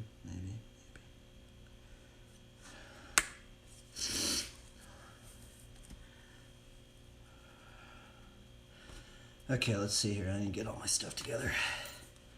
Get this thing, get this over here.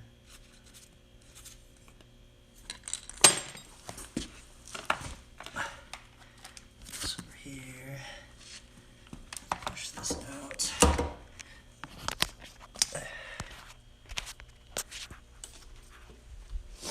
I learned 2 things today. I'm pretty happy. Pretty happy, man. We've landed 2 things. Okay, get all this stuff together. Let's go see if we can see the squirrels.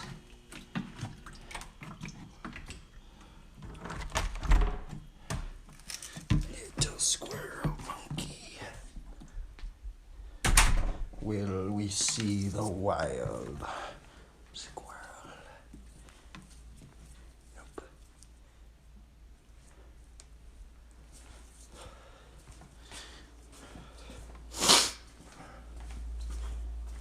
This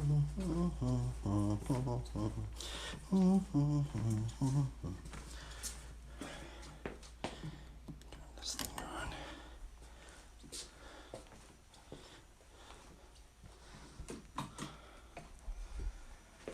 Oh man. We did a cringy drawing yesterday. It's okay. We're gonna just keep doing cringy drawings, I guess.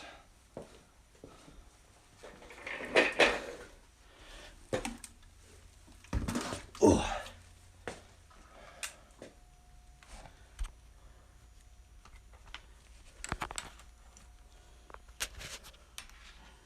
Put that over here. I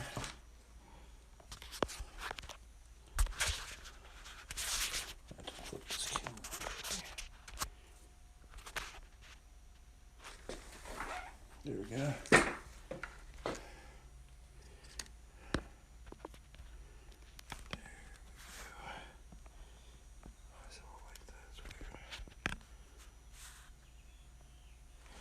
Keeps moving on me, huh? Push this up forward. Oops. Okay. Let us begin. I'll start drawing. Actually, where's my break? Actually, man, I need to like start just organizing this. There's just so much stuff. Oh, I guess what we could do is watch a YouTube video while I wait. I put the break time thing on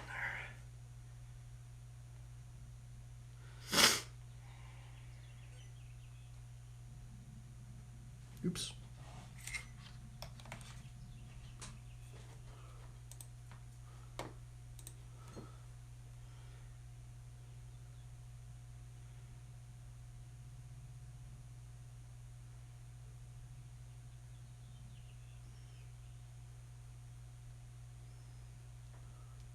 Let's rock on a video.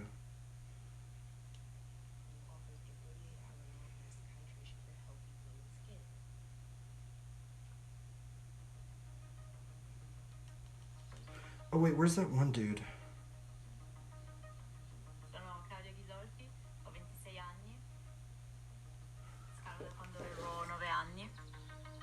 Is this all in Spanish? It is.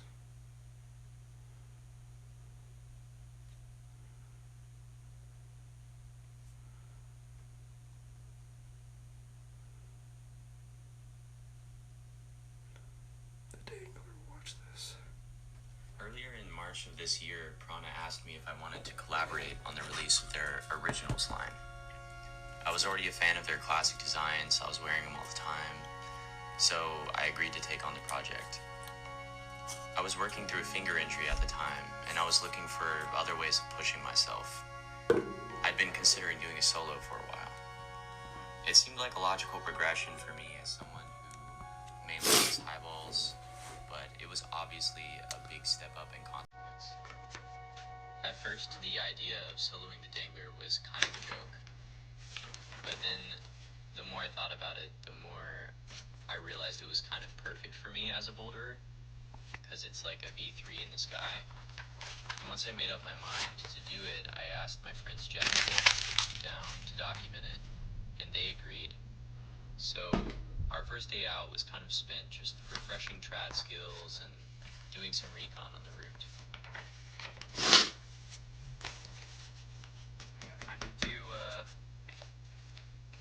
I'm just gonna clean everything up right now. Yes. This. Oh shit, okay, leave this part out. This is it right here. For sure. There you go. I'm safe. Alright, day one on the climb. This is our last day. Mom, I love you.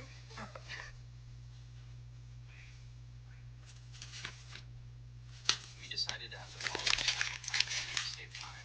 So that means Nick tied into the middle of the road with all the camera gear, cleaned the route, and then Jeff followed at the end of the road.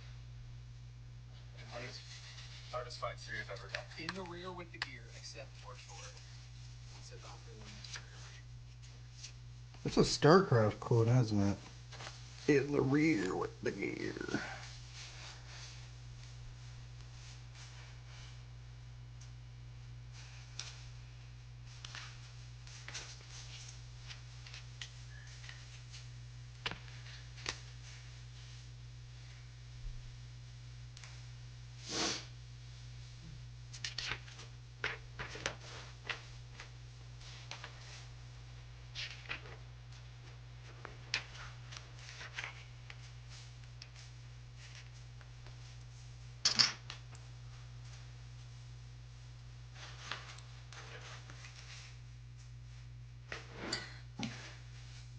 Did I lose everything I have back? Oh,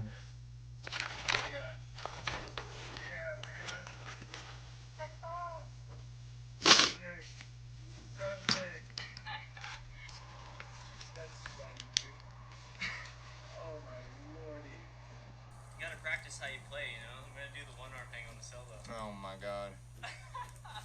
The first lead felt great. Honestly, I could have probably soloed it that day, but I knew I needed more practice. Overall, the first day was a success. The second day was another story. It was a Saturday, so we knew it would be kind of crowded at the cliff. It turned out to be a zoo. While the party spent 4 hours rappelling off 3 pines, we decided Here's my to break leave time a thing. group next to it called Something Interesting, 5-7. Black totem.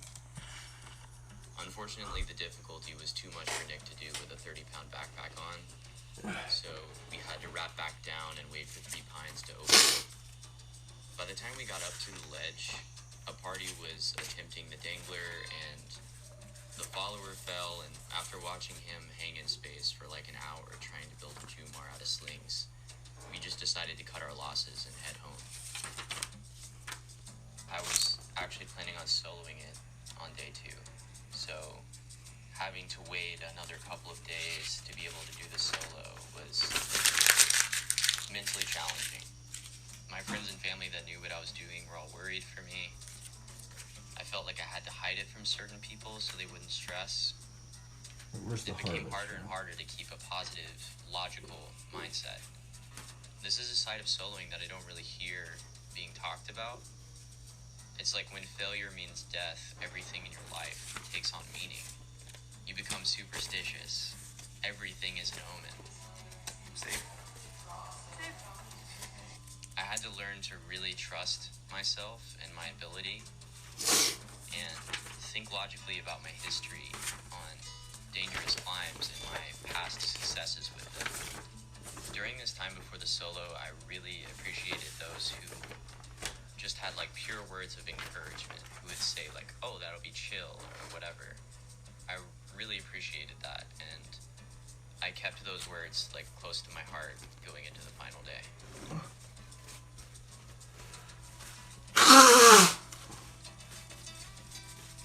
I don't know if I get in trouble for watching this on here, but I don't think so.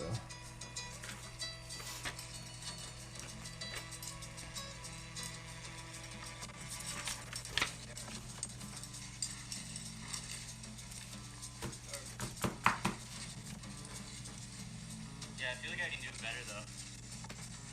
I kind of want to rehearse it more. Just wasn't as good as it did the first time, for sure. Yeah.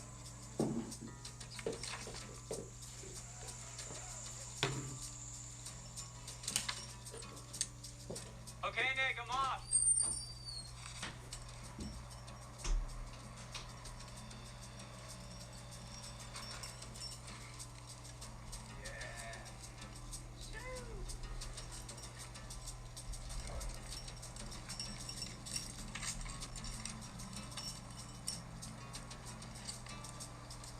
Yeah, there's actually a jug right here. For the left hand? Before the bigger leg. Exactly. Yeah, I found it too. I'm matching on that when I do it. Oh. And then like flipping my foot and then putting my hand back down and like, but that's my way that like it works for me. But yeah, I found that last time as well. I was like, oh, Yeah. sick. When I rappelled back down to the ledge, I was expecting to eat lunch. It was like 3 p.m. and I hadn't eaten yet. I was feeling a little weak and tired. turned around and I saw that the dangler was like almost completely in shadow, and Nick was shooting film, so I knew that it was just go time. So I just took my harness off and I stood facing the climb, and I visualized myself doing it, and I just tried to shrink my sphere of perception just down to my body and get myself calm and psyched for the attempt. Whenever you're ready, man. Take your time. Nice and easy. Okay, we got clean paper.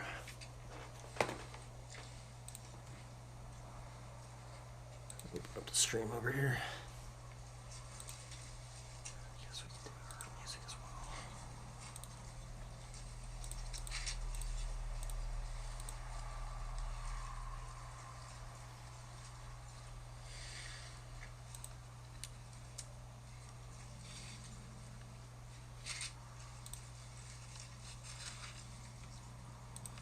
Yeah, Corey.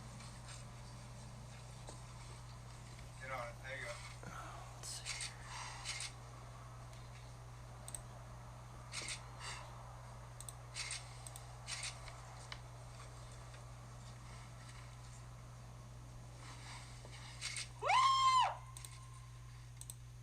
Yes! Woo! Yeah. Oh shit, dude. Let's go! Oh yeah. Woo!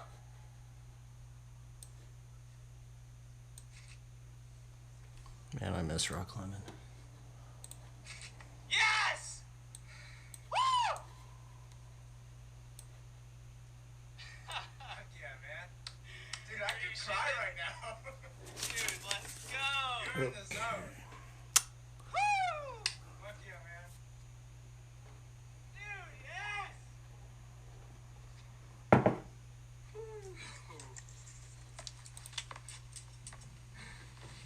Jesus. Oh no. We need tape. I just want to say I don't recommend soloing to anyone. Oh my god. It was something I've always wanted to try, and I'm grateful for the experience, but yeah, bouldering is more fun. Ooh. Nothing quite like a ledge beer.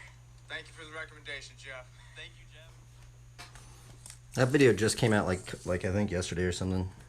That was awesome.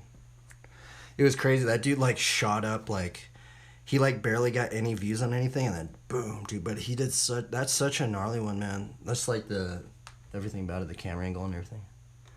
Look good, look good. All right, let's put some music on, and then we will get into drawing.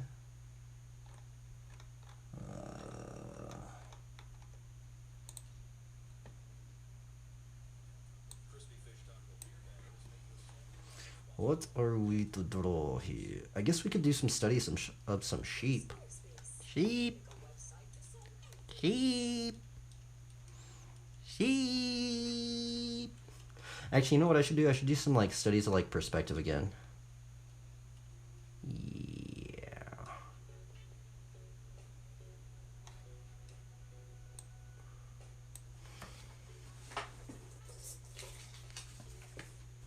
Here, let me bring out my perspective things again.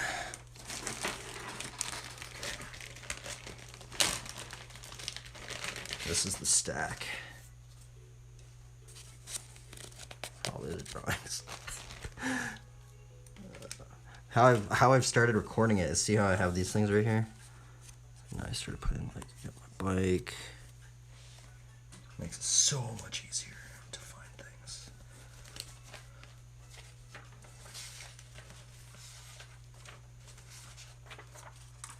So we could look at, oh yeah, that's what I was gonna do. I want to kind of do some more scene stuff. So maybe practice some like that stuff again.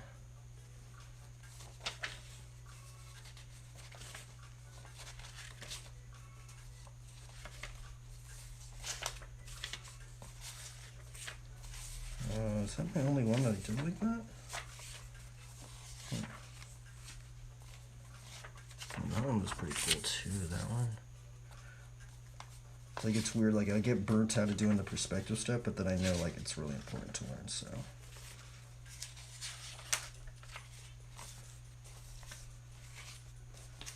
Okay.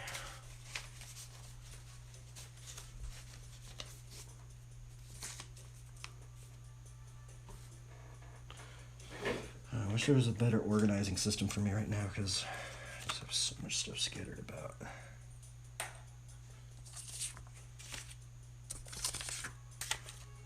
Just makes something really hard to draw, because like, I'm just like having to find everything.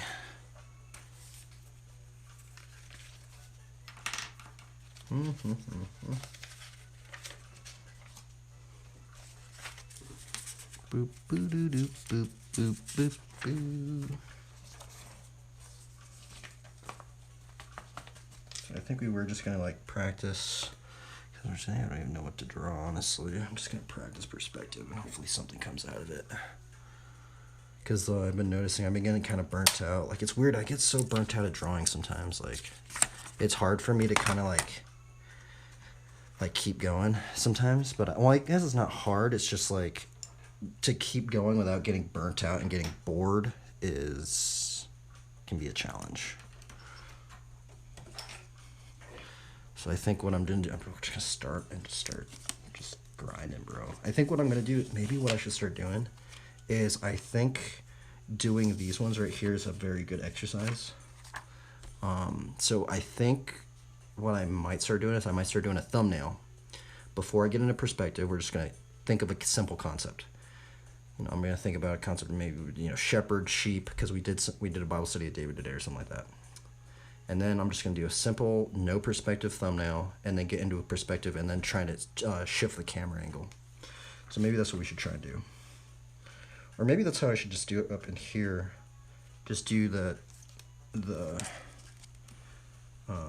top perspective, very, very high perspective. Find that out, and then just kind of almost follow the same thing that we're doing here. That's what I'm actually gonna do.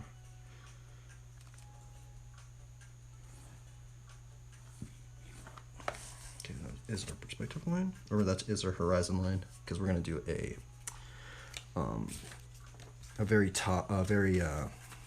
bird's eye view perspective of this scene to get an overall sense of the scope of what we're looking at. So we have our top perspective line. It's been a while actually since I did this for a bit, so give me a little bit of time here. So this is gonna be our center point, where we are gonna find our thing up in here. Let's take our protractor. Or wait, no, this isn't a protractor. This is a compass. We're gonna put our point right there. And remember, this is roughly just for the field of view.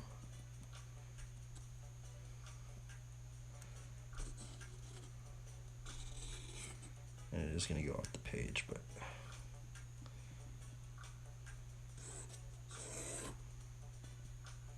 okay. So from here, what we're gonna do is we're gonna take out the protractor thing, and we are going to jerry-rig it. Where's that little clipper thing? Bro, I had so many of these clipper things. Where are they all at? Bruh. There we go, here it is. So we take this, what we're gonna do is we're gonna find this 60 or 55 degree angle. Actually, I got that wrong. Do it up in here. So right here, we're gonna find our 55 degree or 60 degree. 55 degree, 60 degree. Let's actually do 55, because I know there's those cameras that are like 55 millimeters. So if you are wondering, this is, you know how there's like the 55 millimeter, 35 millimeter, that would be a 35 millimeter camera, and this is our field of view basically. And so we're gonna go with the 55. And why a lot of people do 55 millimeters, because it's the closest to the human eye.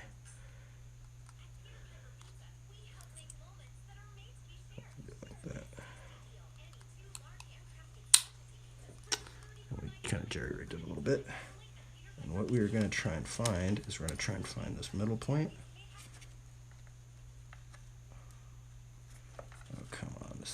messed up. Okay. And I think that'd be probably about right there. The circle's out there. So we're going to put a little point right down here. Yeah. Actually, I think it would be a little bit out like that. Okay, so that would be, this point right here is going to be actually where we are stationed in viewing this scene. And then from here we find our vanishing points by doing a 90-degree. It sounds, all this stuff sounds confusing, but this is like, it was confusing for me too in the beginning, but once you learn it, it's like it actually starts making sense. And I don't do this with a lot of my drawings, by the way. I'm just doing this because like, it's like a perspective scene, so. And we want to draw this in multiple angles. So from here, oh wait, no. So we take this is the 90-degree thing, so we take it right in the middle there. And the thing is my perspective points are actually going to go off the page. So what I'm actually going to do is I'm going to take another piece of paper and we're going to put it over here so we can find this next little area. And you don't have to do this. This is just what I'm doing at the moment for, I don't know, I guess practice or something. Oops.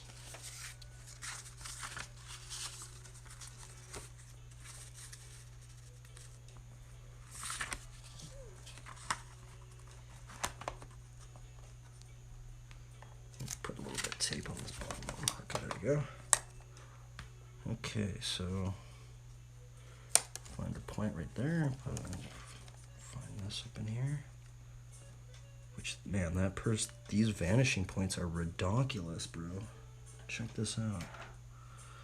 So if this is really the vanishing points, they'd be all the way out here. That's redonkulous, brothers. That is straight craziness right there. Like, what the? But that's a 90-degree right there, see?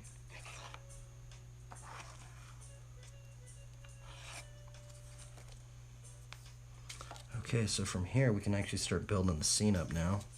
And since we've already established that this is going to be a bird's eye view, we kind of know how it's going to be placed within this field of view, cone of vision.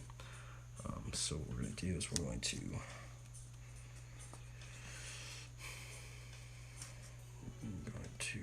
maybe push it onto here. So this is actually going to be the start of the cube up in here where we're going to start placing everything in it.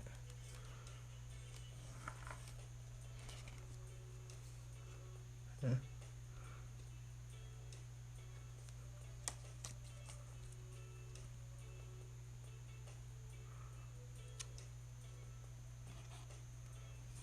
And I think I actually made the cube too big because this does get distorted. Once it gets out of the cone of vision, this is when it gets distorted, but I think it'll be okay.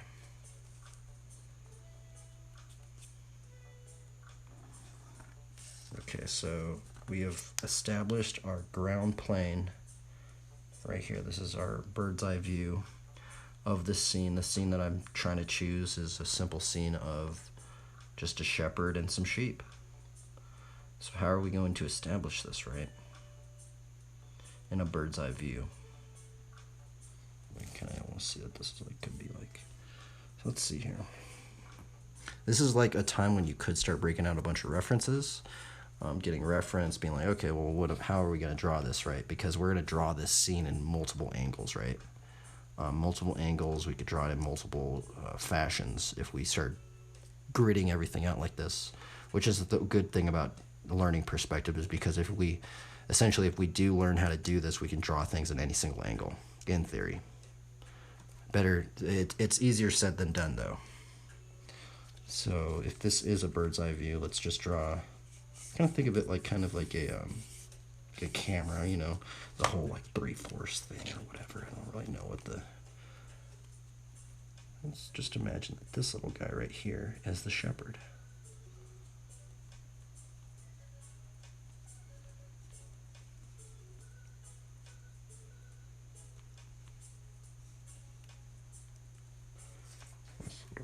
Those little shepherd staff or something. Now I'm only going to draw, I think, a couple sheep because I kind of want to.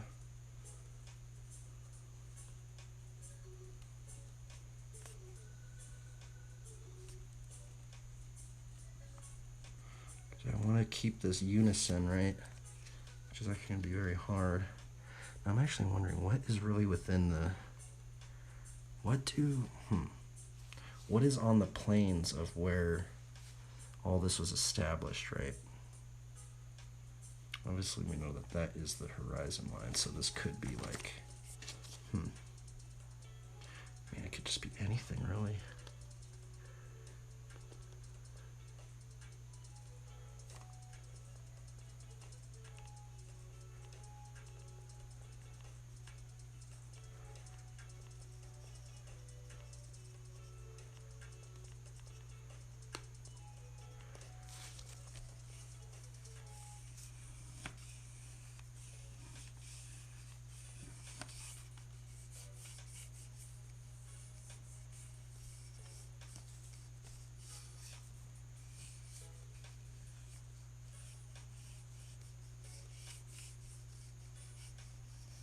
Okay, I can start seeing something. I have a bridge. The ship is going to cross the bridge or something.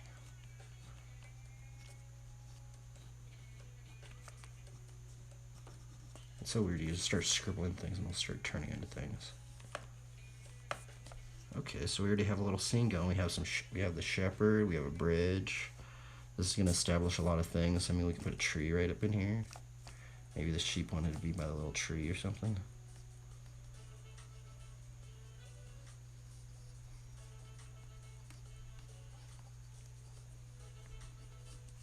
That does not look like a tree at all. But I think, yeah.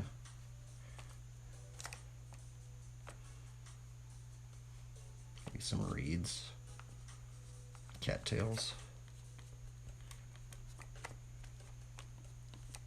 Maybe we could have a sheep over here. Or over here, maybe drinking some water. Maybe over here, this one wants to drink some water too. Put some stones over here. Like the Roman stone or something. Because this is still in the field of view.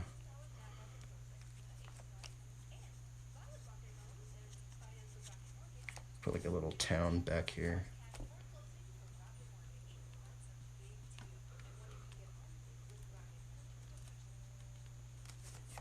Okay, so we've established a scene all within this perspective thing.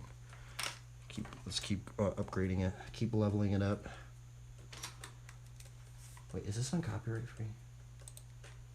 Oh, it is on copyright free. Oh wow, this is really long. Nice.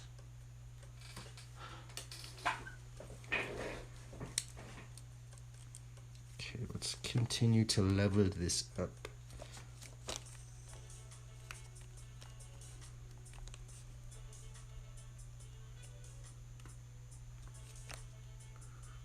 One, two, three, four. Should be the end of his pelvis right there. 1, 2, 3, 4, 6, 7, 7.5. He actually should be that tall.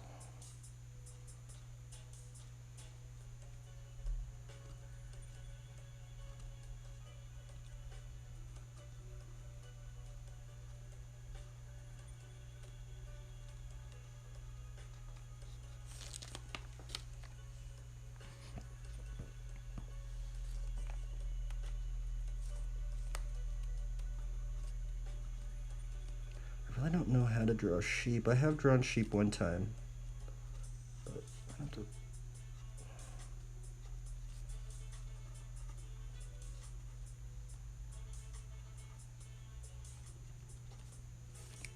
So let's licking up the water.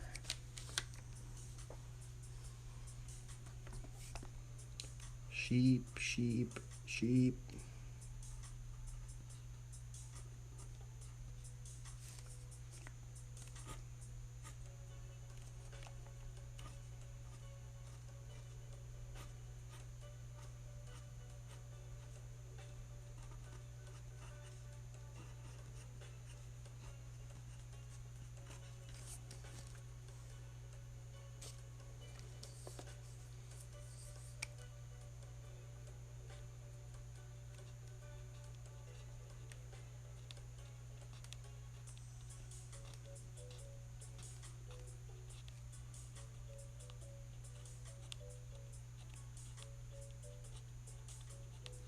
be like little statues or something right here.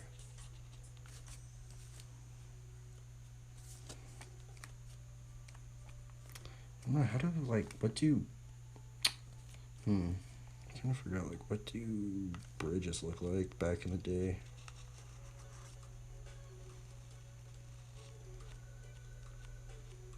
I think there's like a wall, right?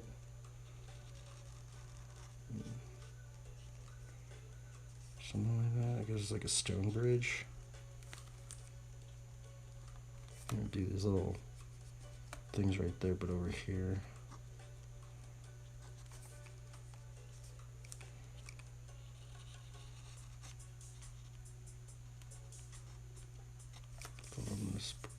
Trying to follow this perspective line up in here, but I mean a vanishing point right here.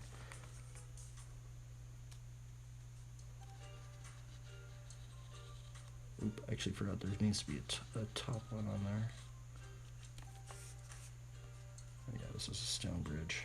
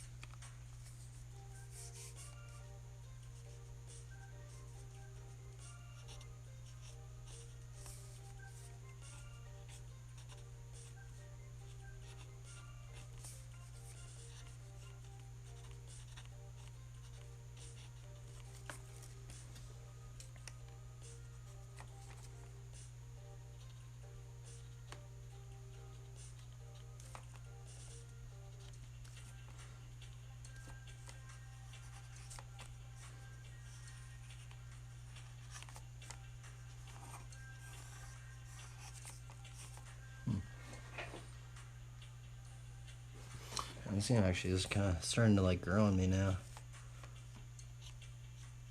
Let's see if we can draw it in multiple angles. That's going to be the challenge, right? This is our scene right here, but can we draw this scene in multiple angles, right? Because our next angle is going to be the low view angle. So can we draw this in a completely different angle, right? Oh, we should be able to, because we have these big pivot points, right? This is why this first one is so important, because these are our landmarks and we're gonna have to follow this. Basically, we're following this thing as close as we can when we draw this in a different angle. Hopefully, that's what we'd like to think, but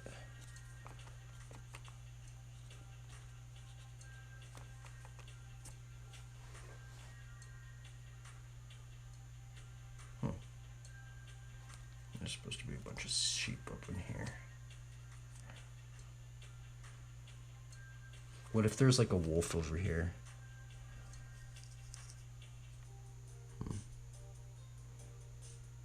Like, what if there's like a wolf hiding behind like, what if there's like a bunch of like bushes over here or something?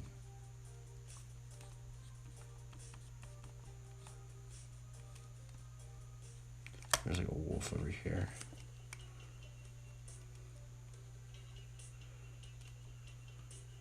I don't know. No, looks like a giant spider. Maybe that could be a wolf or something, but you know, like a bunch of like. That'd be kind of interesting.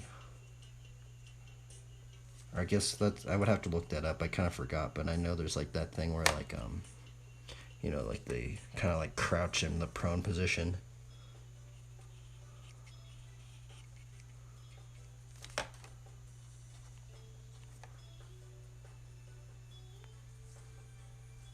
Trying to think about the 3/4 thing. So this dude is supposed to be in the 3/4. The city's supposed to be in the 3/4.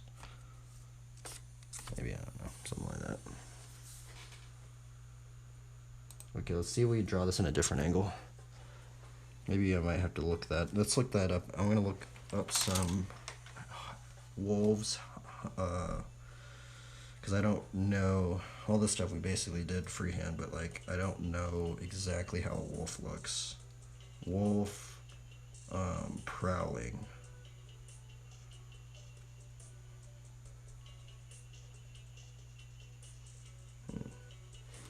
Okay, so they're like. Okay, interesting. Yeah, it's like perfect right there. Okay, so they're like, I almost kind of got it right. I think it would be more like,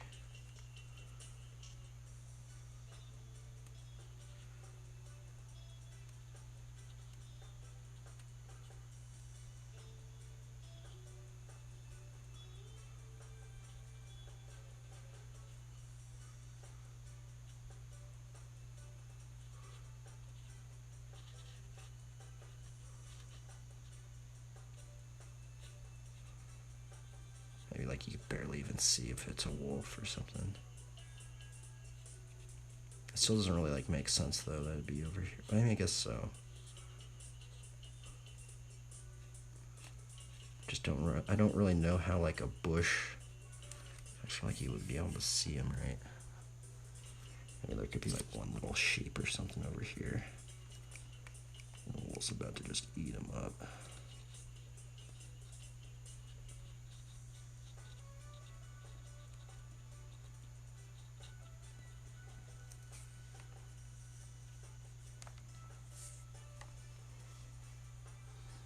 But then also he would have a rod and a staff, right? So,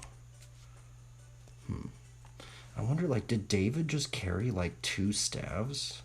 Like, you never see him. That's the weird thing, is when you see depictions of David, you never see him with like the rod and the staff. You only just see him with his staff. I'm wondering, like, is it a club? Like, what is the rod, right? I think it's a club because I did a Bible study on it. It said it was something to defend the flock or something like that. These are actually very relaxing to do.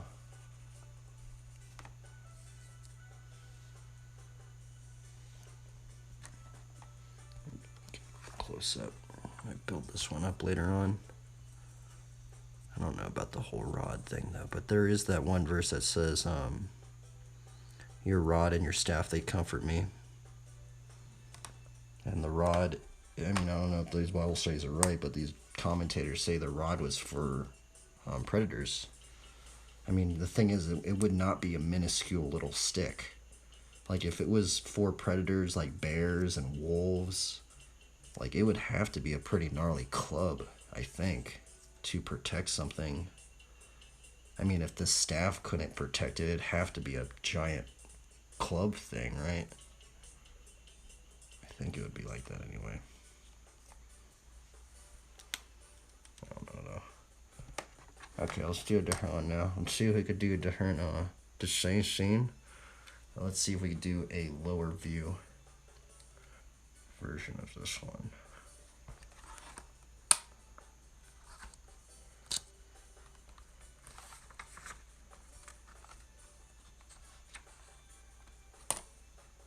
That's gonna be a challenge.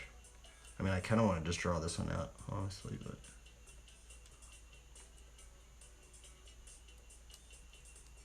Okay, let's do low angle. So how would we do this? We'd start with our horizon line. So let's start with the horizon line. Alright, there's something.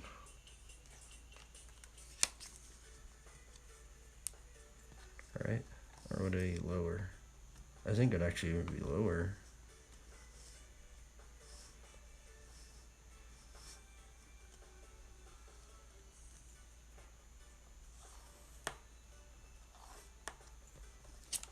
Just not over your horizon line. Remember, horizon line, we get a midpoint.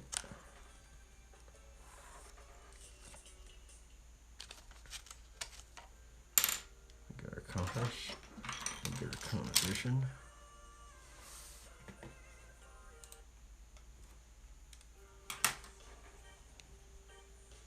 This one I want to keep in the frame. Oops.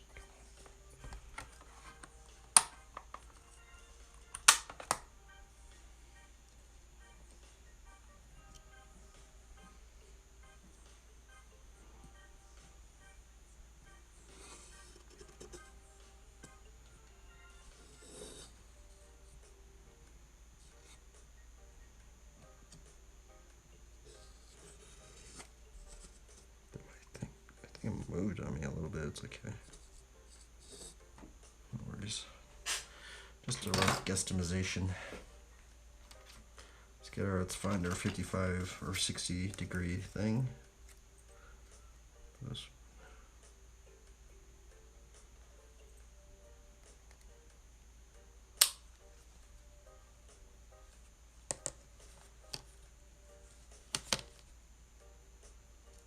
That should go right there, I think.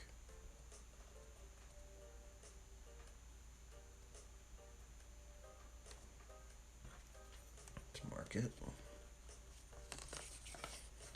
Okay, now we find our 90 degree vanishing points on here. Let's move that piece of paper over.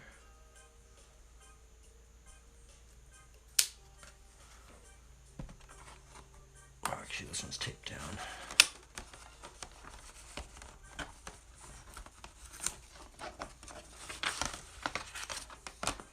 I think we might have to move it. Yeah, we're gonna have to move it. Probably over here somewhere.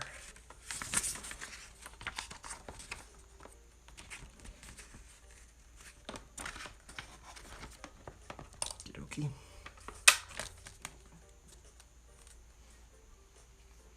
So from our cone of vision, we're gonna find our vanishing points for this next scene.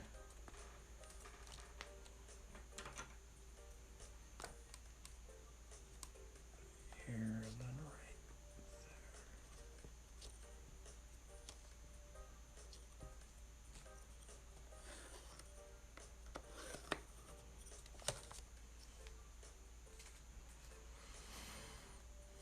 Okay, let's draw our ground plane if we can.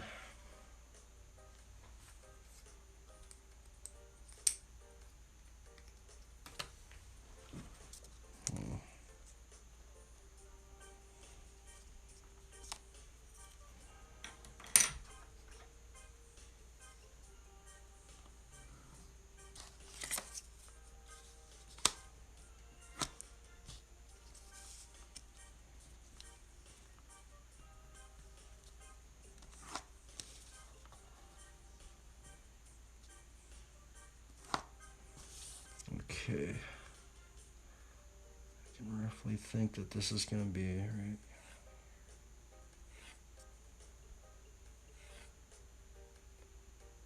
Actually, now it depends on where do I want to place this scene, right? I mean, I guess this could be a closer view right here.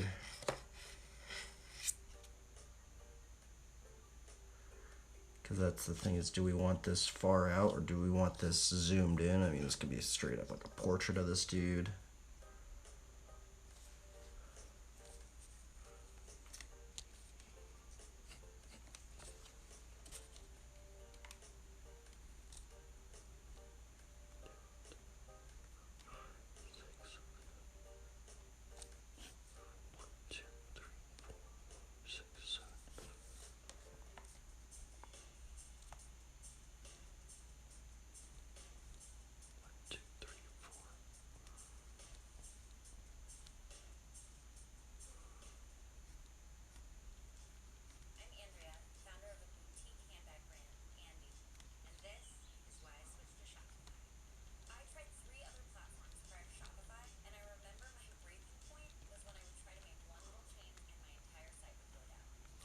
I'm actually gonna change that staff. I think I'm gonna have him like have like a giant club or something.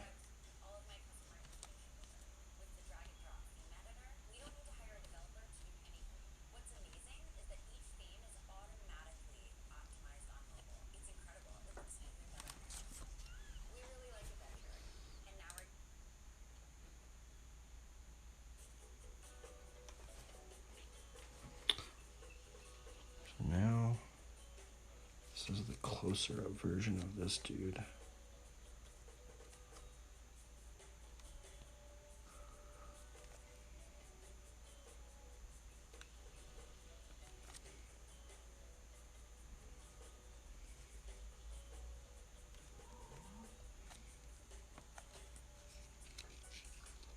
And let's do these same sheep.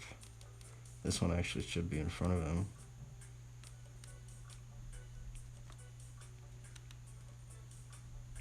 Don't even know really how to draw sheep. From this viewer here.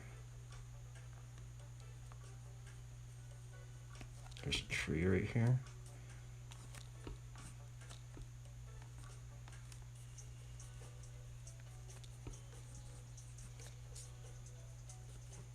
Sheep over here.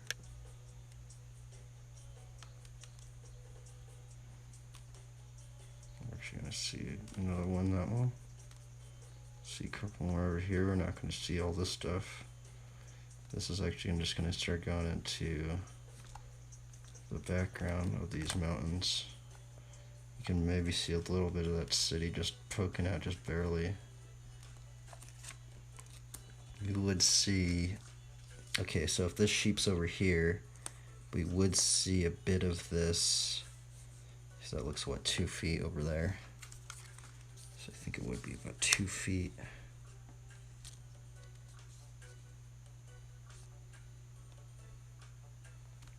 I think that's where this bridge would be starting, right? Or actually, no, that would be way bigger. Yeah, that would actually be way bigger. Huh. See, this is where it gets confusing. It's like, how do you have to like think that we just took a camera picture like down and we're looking at it up now this way.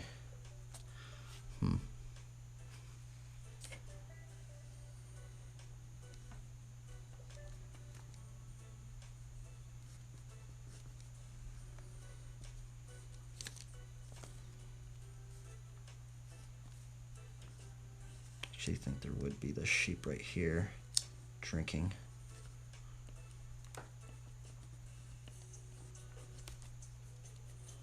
And we'd see this rock right there. And this one right here would be poking out right there. We wouldn't even be seeing the wolf right there. But we would now see stuff in the sky.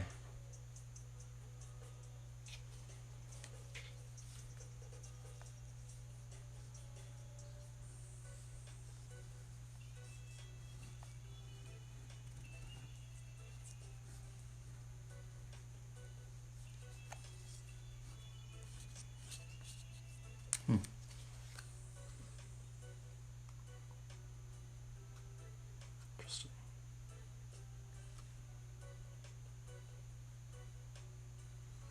Man, it's so weird. This is what I really find interesting about learning perspective, is you can start just like imagining, you know, like the scene in so many different angles, and there's supposed to be so many little sheep back here because all these little things are sheep. So actually, all these little things over here would be sheep. But this first one's very important by laying everything out.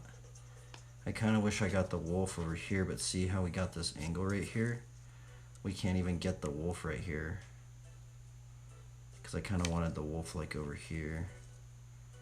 And that's the problem, is like, how do we... I should have shifted this scene. I should have pushed this dude like right here where this tree's at.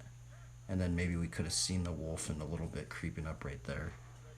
But then that's something that's like, you don't really notice that until you start drawing it. Really weird.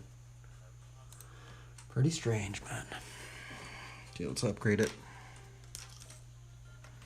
Now today's pretty chill. Like yesterday was like, I need to start doing a lot more of these. I think these are very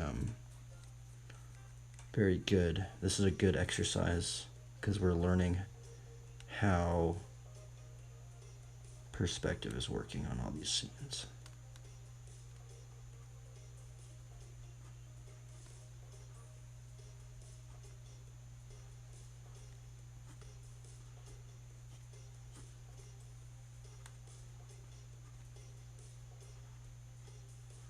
It's gonna be carrying like the rod, which I don't know what a rod looks like, but I think I'm just gonna imagine it as like a giant club. This is supposed to be sheep. I should actually be getting some reference for sheep. I don't really know what they look like too well.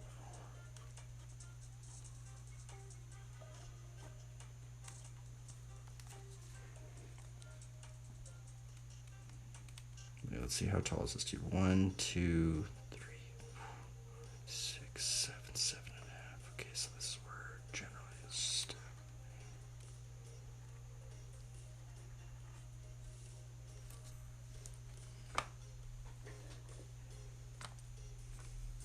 And drop the sheep over here.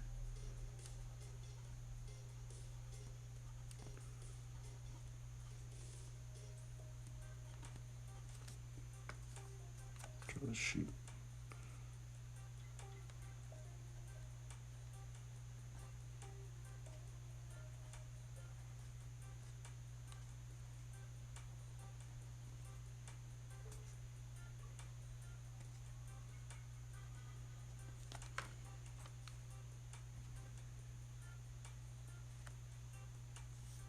Draw this tree.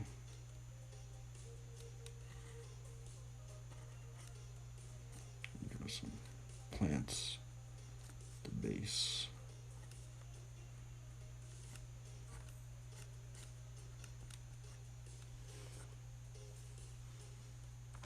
Let's draw this sheep right here. Actually, see, I got this wrong. I guess, see, this is where you can change it up a bit. See how I actually put the staff? The staff actually should be like that.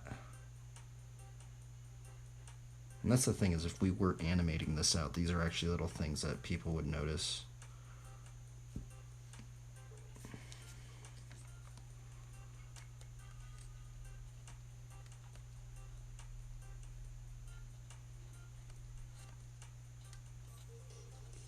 Sheep. Sheep.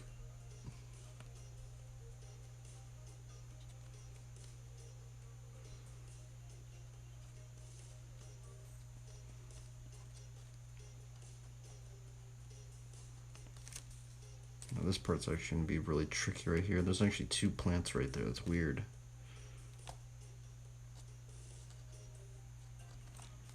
We can add them in there. I think I got that wrong, but oh well.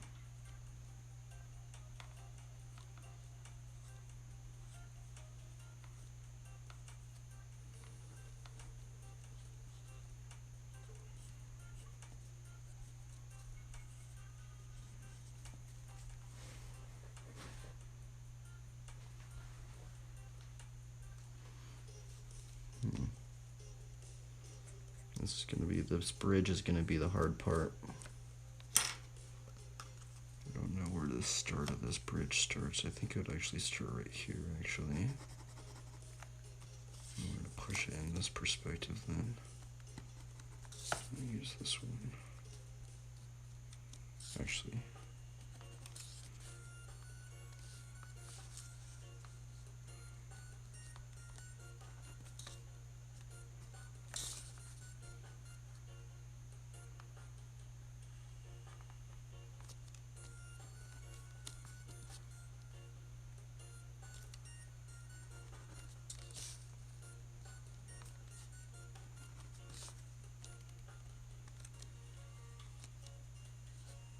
Oops.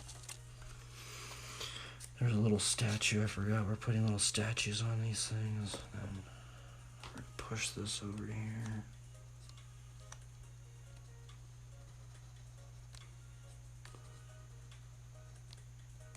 Oh, I forgot there's a little ridge on that. Now see, this is what's hard, is how do you... I think this, we've just uncovered a really hard part, is how do we get the same size of this... Oh, there's actually a sheep on there. I forgot. There actually should be a sheep right here. And the thing is, now this sheep looks huge. So this thing actually should be like super big.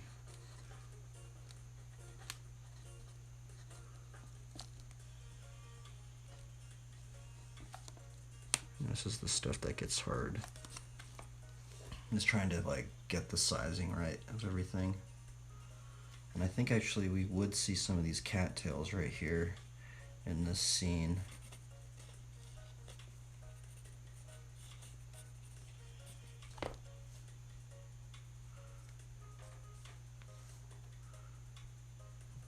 The viewer would unknowingly not know that there would be a wolf right here to. She actually might get a shepherd sling or something. Try and hit the wolf.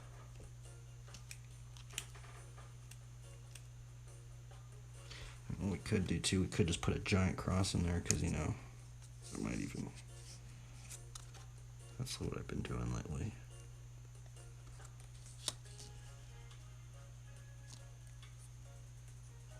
Just put a cross in the sky.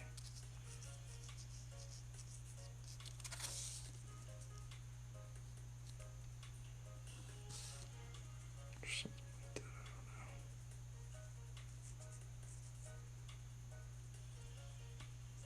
Maybe I need to stop doing that. I've been putting too many of those in there. This actually is supposed to be made out of stone or something.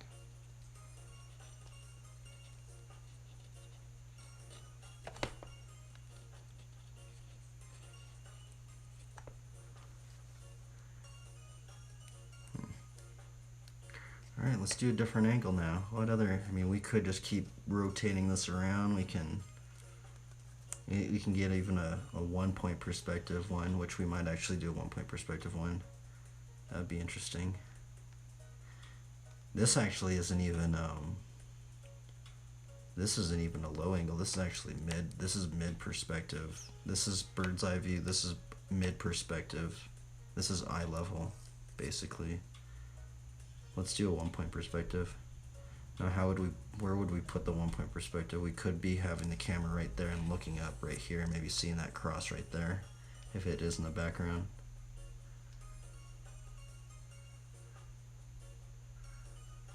Huh. Well, let's do it. Let's just experiment.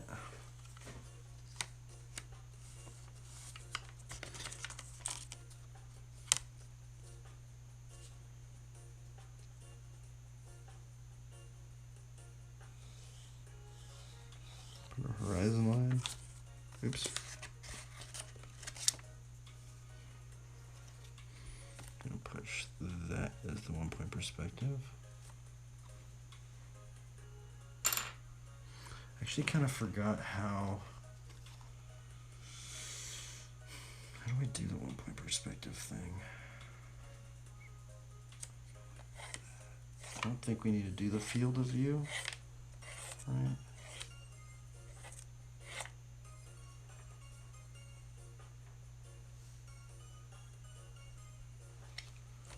So this one would be like the sheep would be like right here.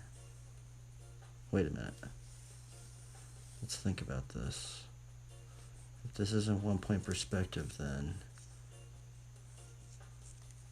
wait a minute, I'm getting confused here. I'm trying to just think about this as a square or something.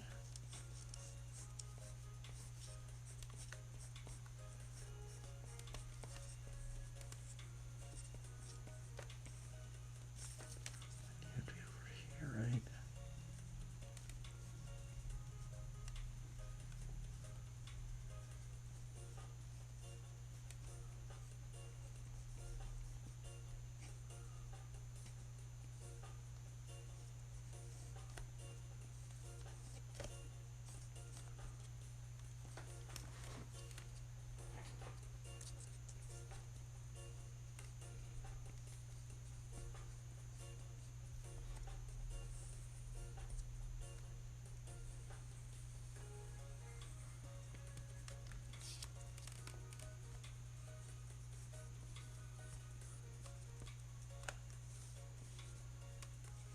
See, then maybe we'd see that cross, that faint cross up in the sky.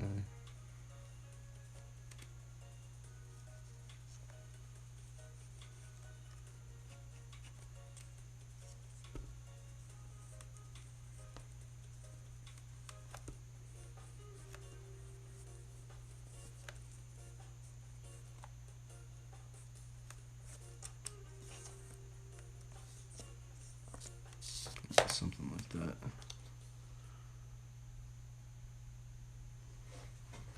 This thing's weird. I know I got this one wrong, but what else would we see in here? I knew we'd see part of this tree.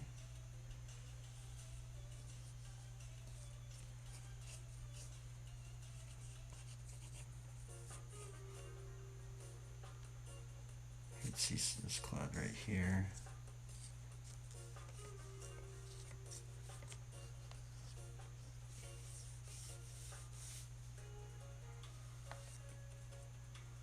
See that one. See that one.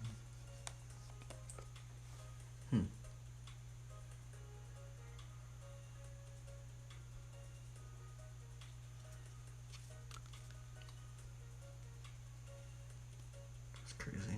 It's crazy just seeing that one to this one. Gradual little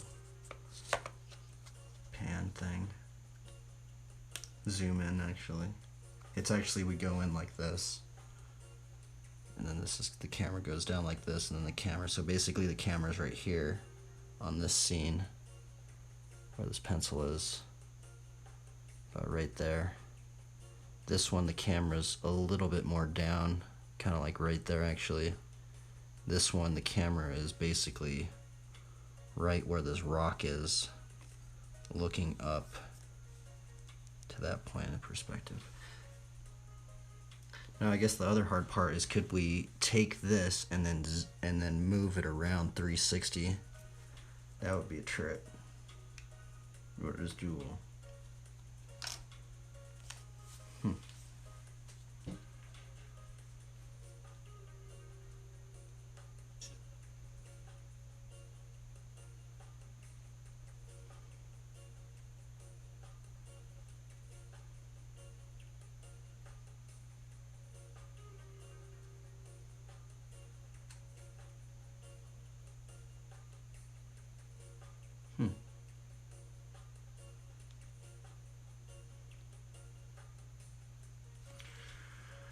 Okay, well, let's upgrade this one since we did all these ones. What I'm wondering is, I wonder if we still have to do the field of view with the 1-point perspective. I'm not too sure though. I don't think we have to, but I can't remember.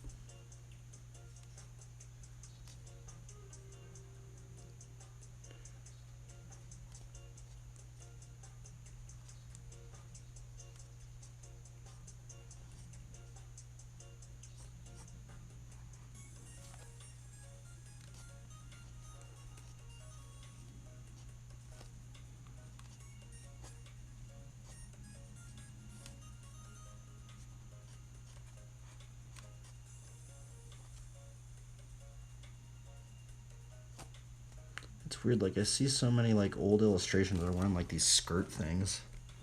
I don't know what it's really called, but they wear like these strange like robes or something.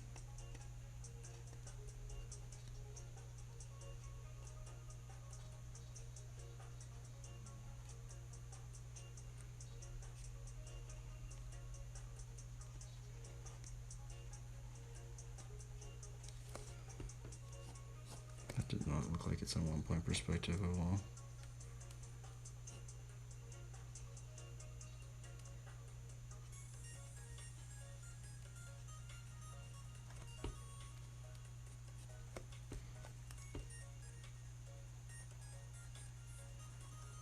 I should get some reference for these guys because I don't know what they look like.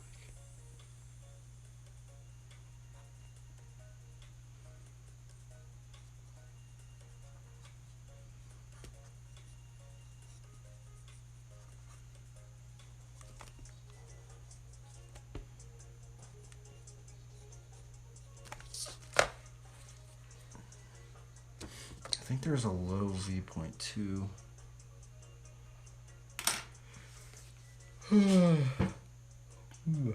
Let's see here.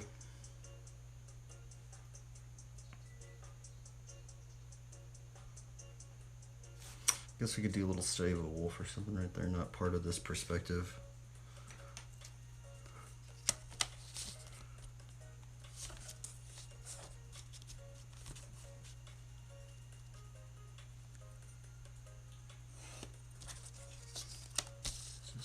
This is not part of this perspective grid right here.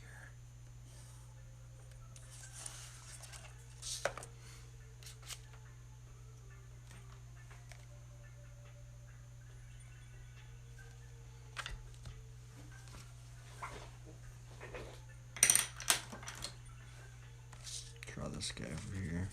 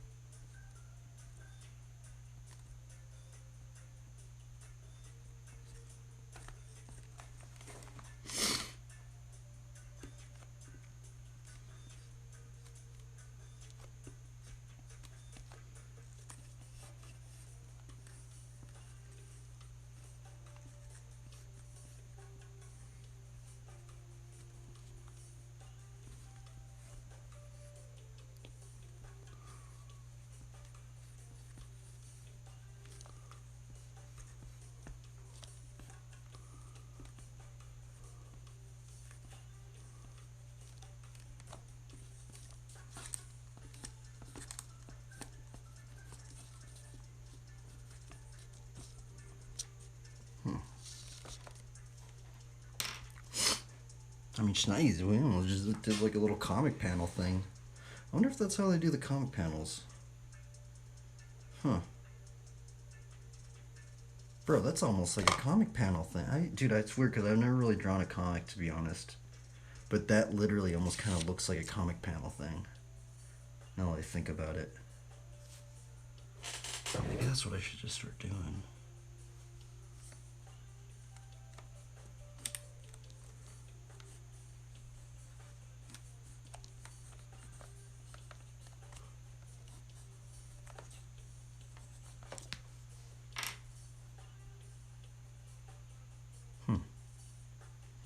Maybe that's what we could do.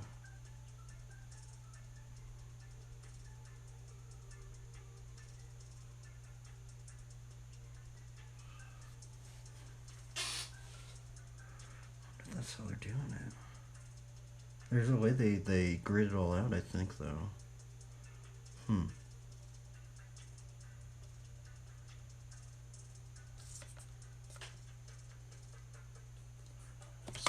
I need to do some studies of these sheep because I don't really know how to draw them.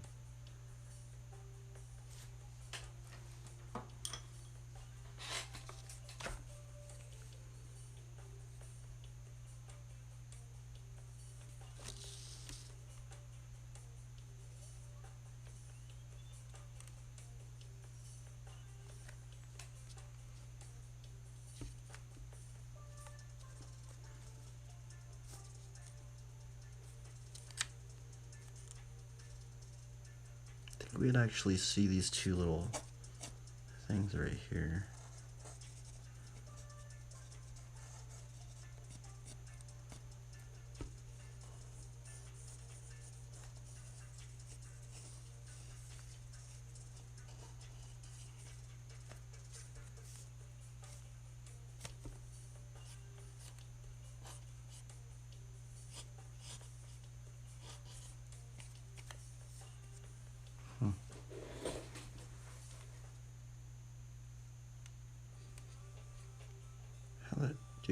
Dude, sheep are weird. I don't even know how to draw them. What do they even look like?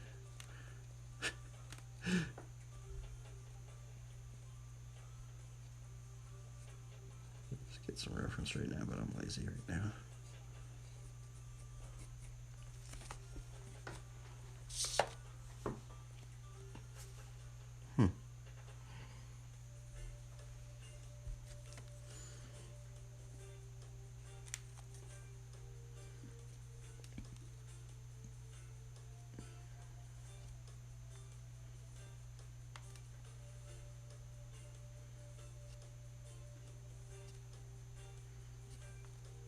Oops.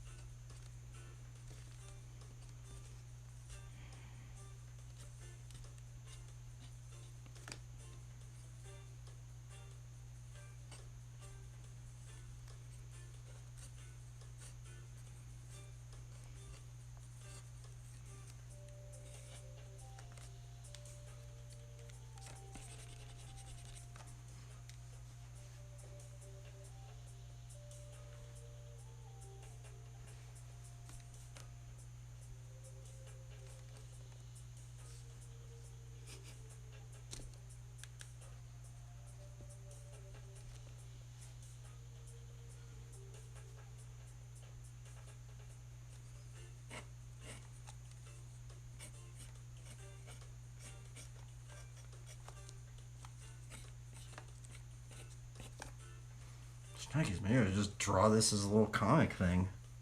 It's weird, I haven't really ever done that before. I was just like, okay, well, let's just do a scene. I was just gonna do different multiple angles, and now it's become actually like a little comic panel thing. Man, that's actually really weird, isn't that? I've never done that before. That's so strange. I wonder if that's how they do. I've never really even wanted to do comics, I'll be really honest with you. But I've never wanted to do comics. But after learning the perspective stuff, it really does open you into thinking about drawing things at multiple angles. That's so weird. Huh.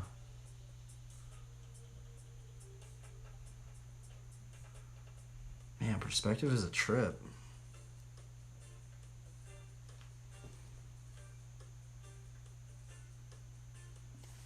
Dude, this is a good little playlist up in here. I'm gonna take a break. Huh. It's weird. We've kind of hit a weird pinnacle today. I've never done something like this before. I mean, I have done this one, right? Because I was basically following this plan right here. You know, I was just, okay, let's do the bird's eye view. Okay, let's do a low angle. I actually did the mid eye level one. And we did a 1 point. I was basically following these steps right here. But look at that. Dude, that's weird. That's so strange, man. Huh. Like hit a little pinnacle today. I'm pretty stoked. And it wasn't like stressful like it was, because some days it's just stressful drawing, but today it's like really chill actually. I'm just like, okay, well we can mess up. We're just gonna go about doing this stuff. And where's that break sign? Here it is.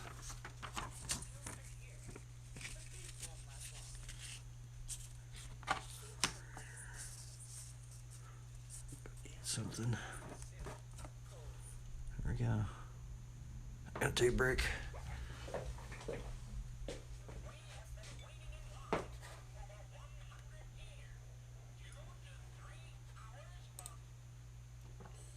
Dude, I'm stoked.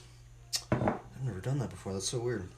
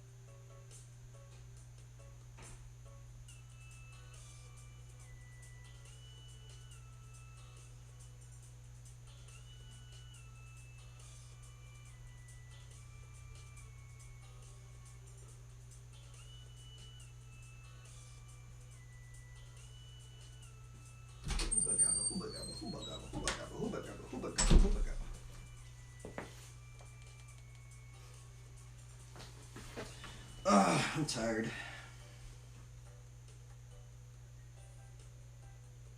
Let's eat some cheese.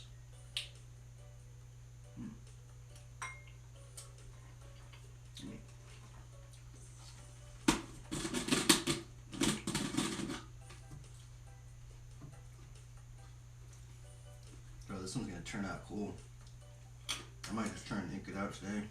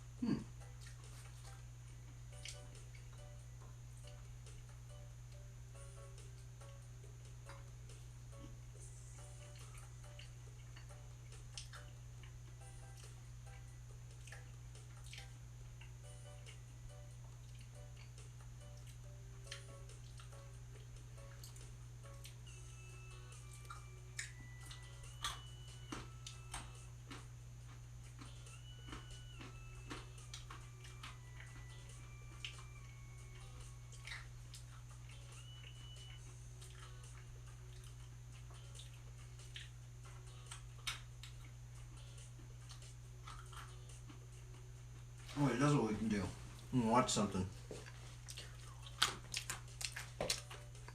Yeah, let's watch something, I guess. Let's watch something on a sheet. The heck people are actually watching this? Weird.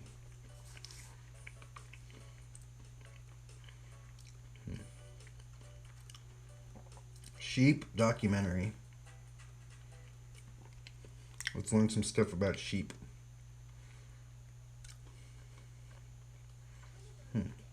Oh wow. The Great Mountain Sheep Gather. Interesting. Intriguing. Apply and rinse. While I eat this cheese. Come on. Oh, it's not even gonna load.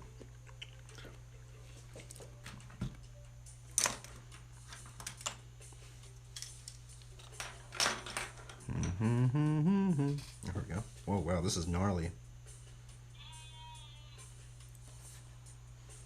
Gnar, dude. Straight gnarly, bro. Dog? Did David have a shepherding dog? I've never heard anybody bring that up. Look this up. It says David's sheepdog. Huh. Did ancient Israelites use dogs to shepherd their flocks? Yes, they did. Oh, wow. Interesting. Dude, I've never heard anybody bring that up. Sometimes in Job 30, there is a verse that goes, But now they are younger than I have in derision, whose father I would have disdained to have set with the dogs of my flock. That would mean that the Israelites did use dogs to shepherd sheep, as Job is saying here that the people have an even lower rank than his sheepdogs. What in the world? Why have I never heard a pastor ever bring that up? Out of every single sermon, I haven't heard one single pastor ever bring that up. That's just so weird. I guess it's just a weird fact, right? A weird thing to ask.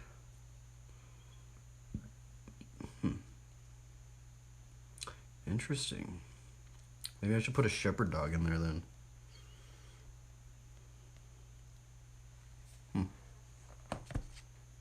Very weird.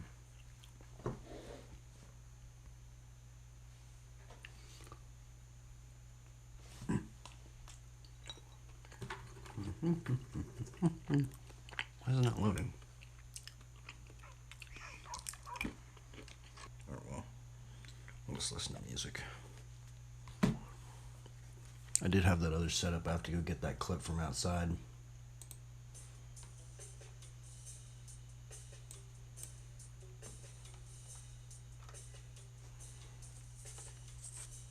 some of these sheep. Let's draw this one. Let's get this going pretty good.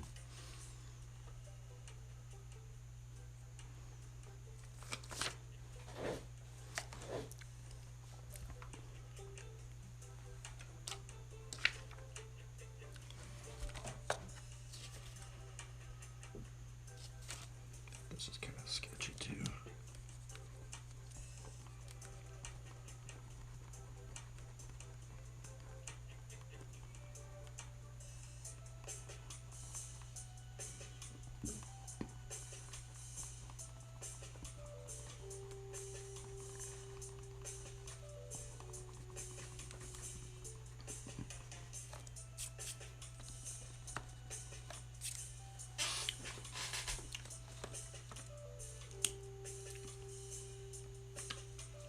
I think it'd be, oh yeah, there is this ridge thing on here.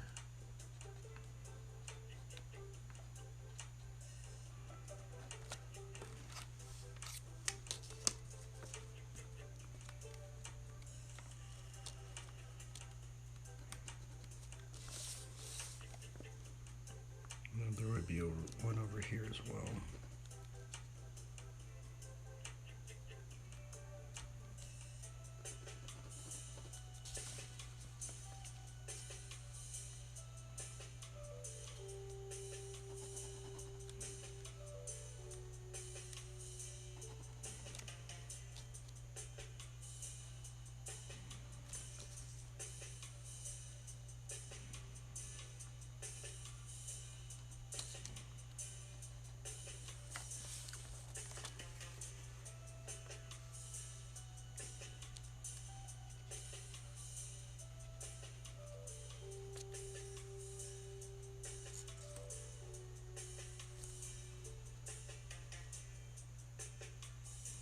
I feel like you would, I think, that river's actually pretty huge. This one, oh yeah, that would be way out here. It wouldn't even, I don't even think you would see this thing right here. It's hard to gauge how far this camera would actually be out.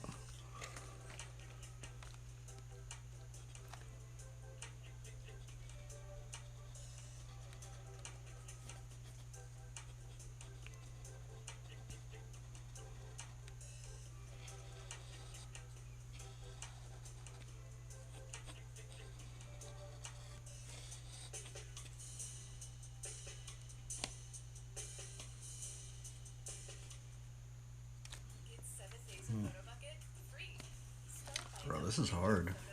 Like this bridge is, I'm getting this bridge totally wrong. I've never drawn a bridge before, I don't think. This is the thing where you have to start studying things because I'm basically just eyeballing this bridge. I'm just freehanding this bridge. I don't even know if this is...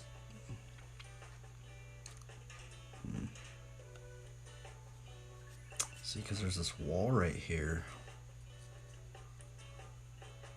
Wait a minute, so actually it would be right over here.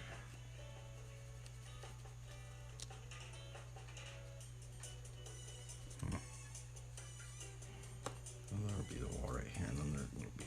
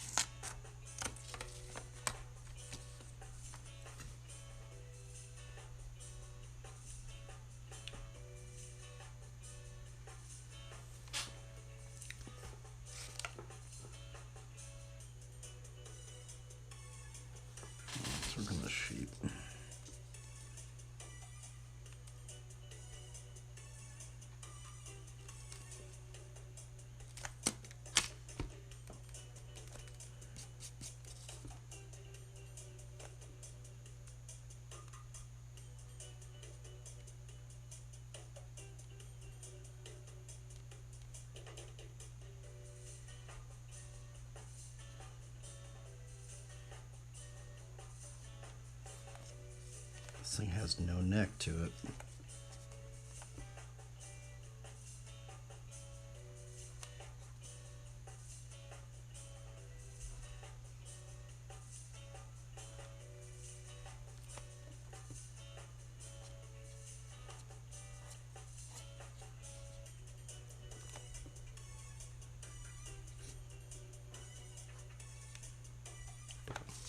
Sheep are weird. It's weird. I don't even know how to draw sheep.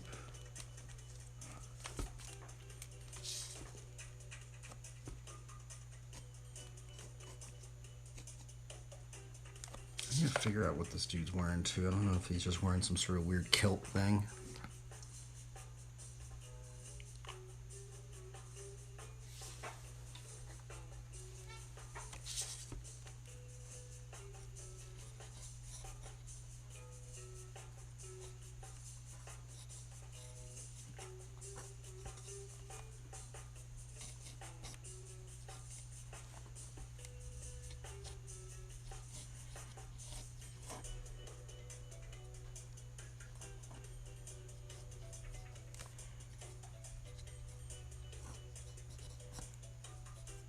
Oh my goodness, this is terrible.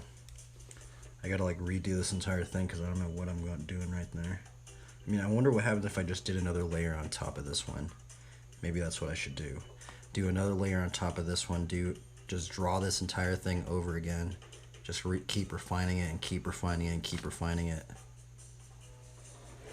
Because I feel like we kind of have it down now, I think.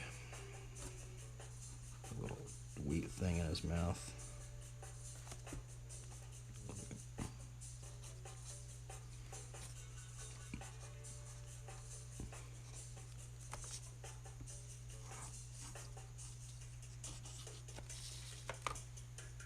We put like the words right here or something. I guess we could put a verse right here. Oh, that's the thing. We could put verses and stuff.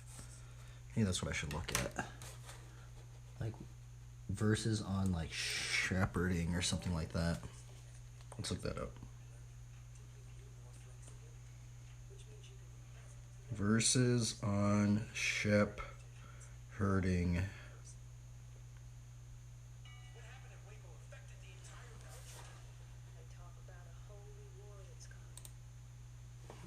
Okay, let's see here. Trying to find a short one. For you were straying like sheep, but now you've returned to the shepherd and overseer of your souls. But I'm kind of going more for something like David, right? I guess we could do. We could do the Psalm of David of Psalms 23. Let's look up Psalms 23.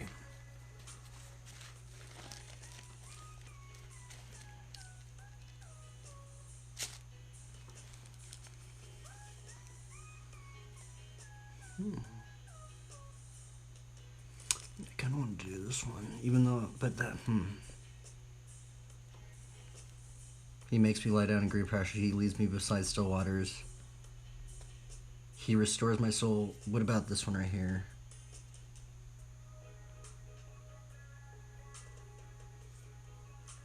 The Lord is my shepherd, I shall not want.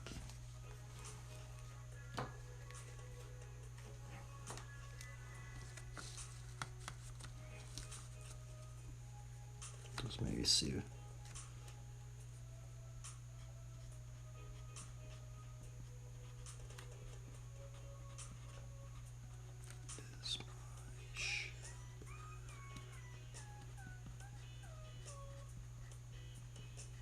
Okay, then that would make sense because then there's the a cross right there. I shall not want.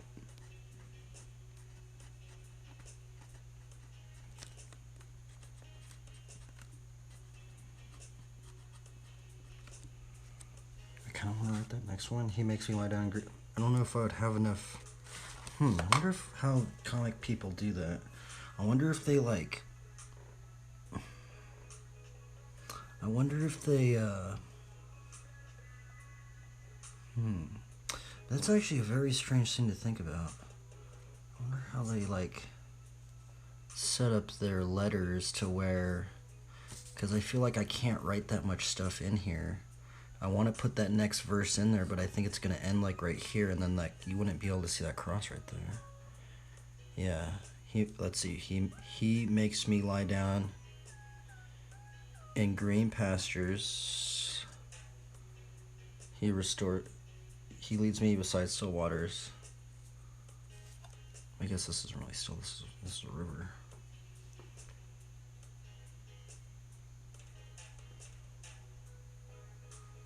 I guess maybe we could put one over here.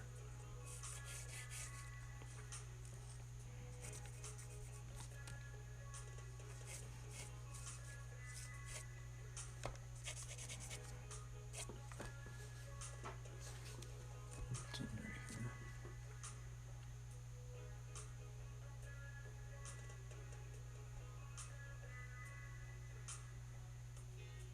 I mean, I guess we could just put that one right there. Psalms 23:1.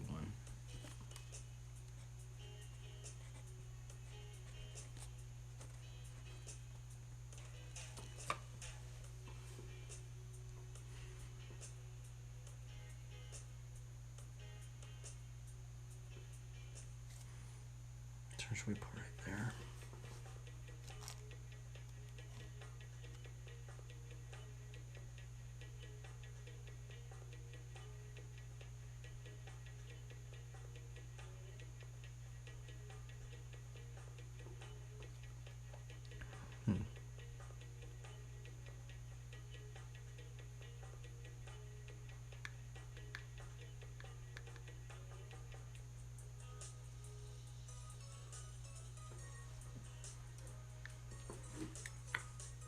And in the same region there were shepherds out on the field keeping watch over their flock by night. I don't know which one I should. I mean, I guess I could put it right here, that next one.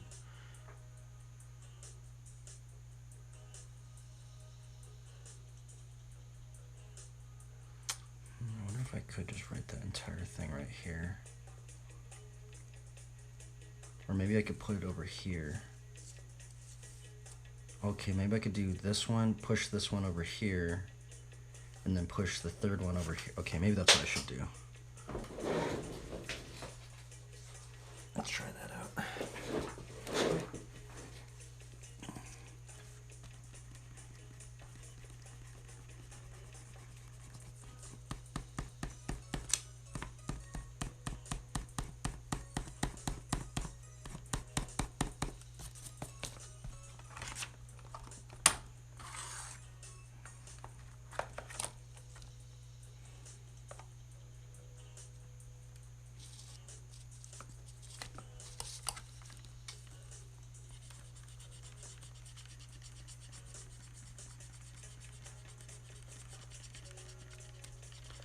See how small I can write it in here.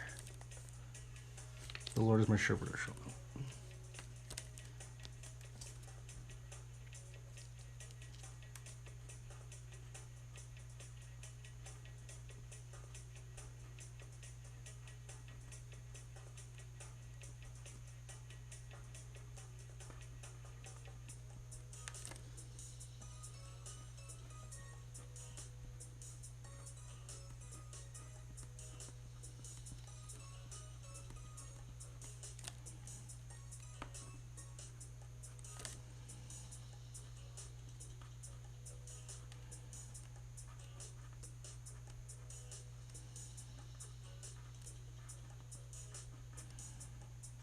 Psalms 23:1. Oops, I just spelled that wrong.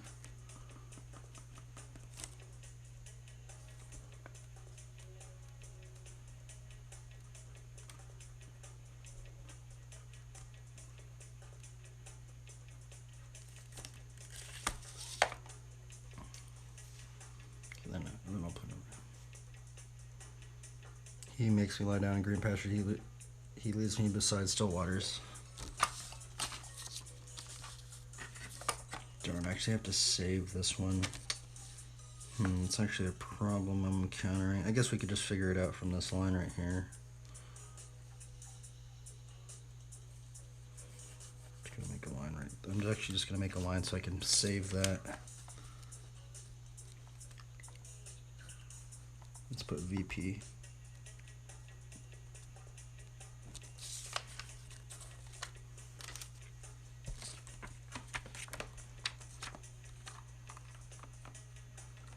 Okay, now we can put this next one up in here.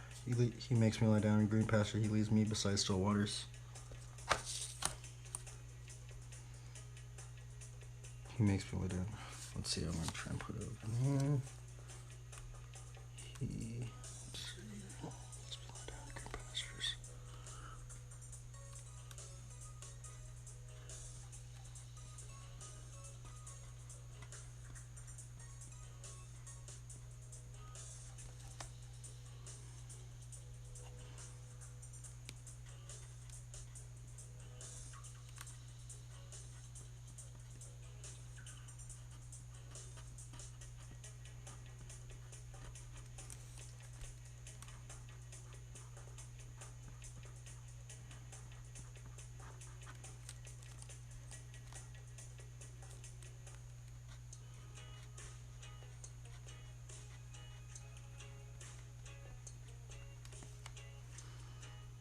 He leads me beside still waters.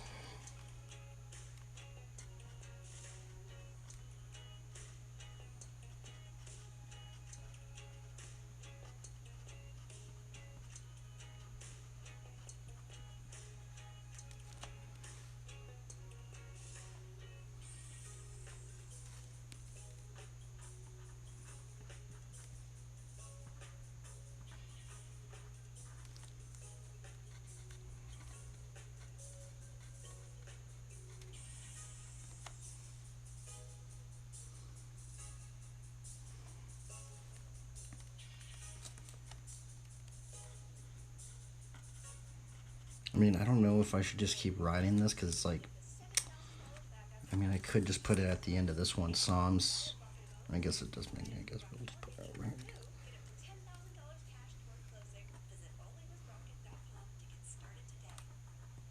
Want to begin a rewarding career with exceptional benefits? Now is the time. Apply today to become a Metro Security Officer with the City of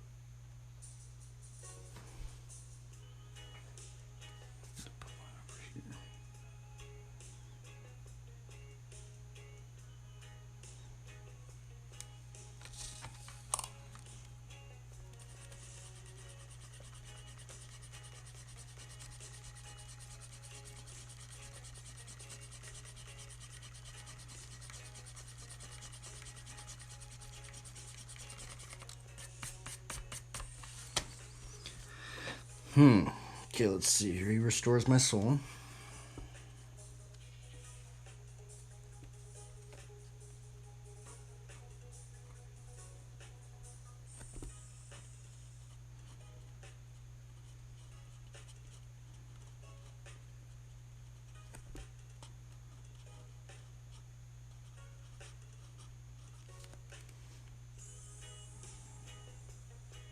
Period. He leads me in paths.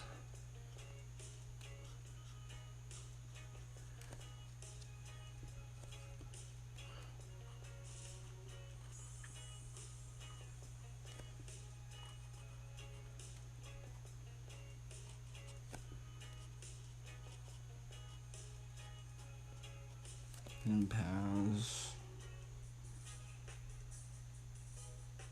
of righteousness for his name's sake.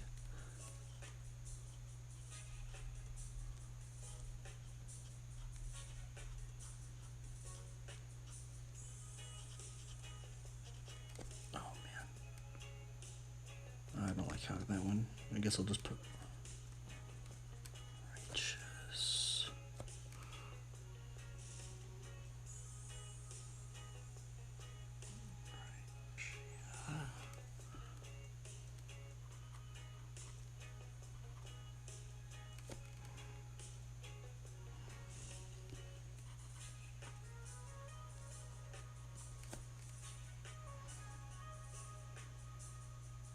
For his name's sake.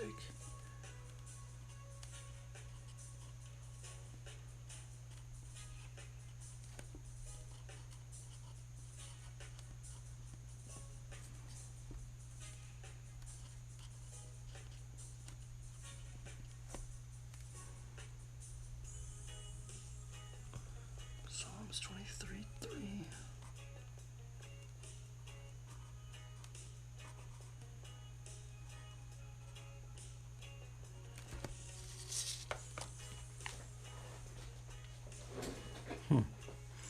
Bro, you can just straight up just do straight, dude. Once you learn perspective, you can just straight do like just start doing comics and stuff. That's crazy.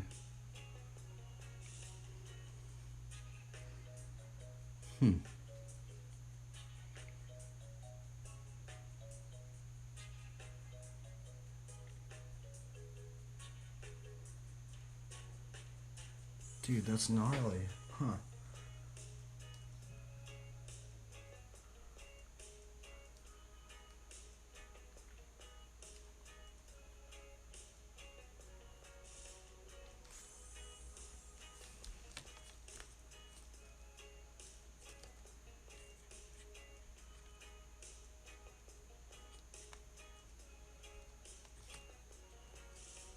I was gonna put the tongue out. I don't think I'm gonna do that.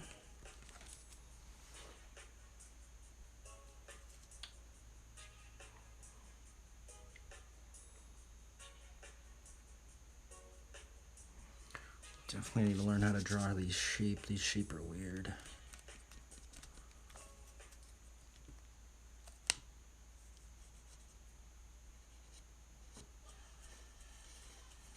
So just draw like a normal animal, and then put the wool on top.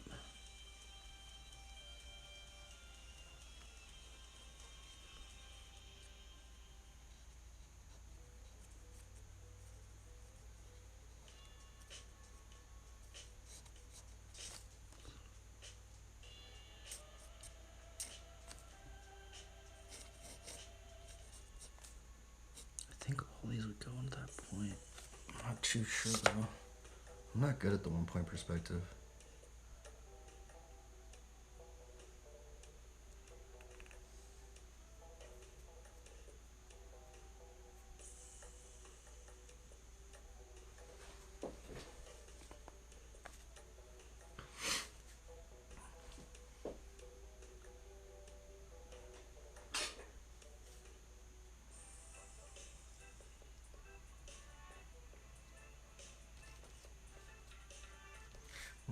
I keep just doing layers on top. I've been liking just like doing as many layers as I can, just like right this first layer, just trying to get as much stuff. Try not to waste paper.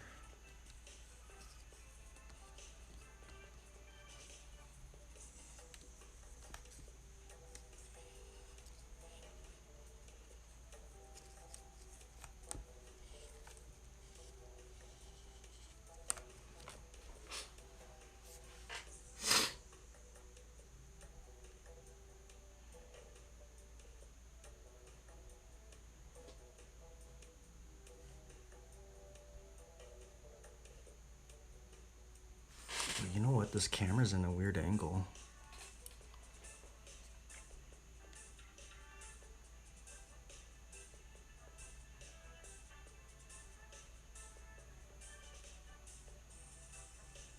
Oh.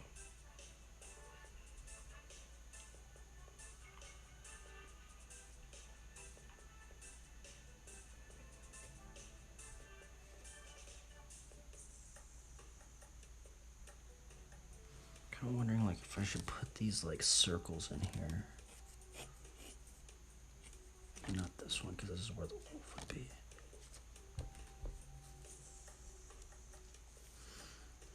It's kind of overwhelming just like trying to draw all this stuff out.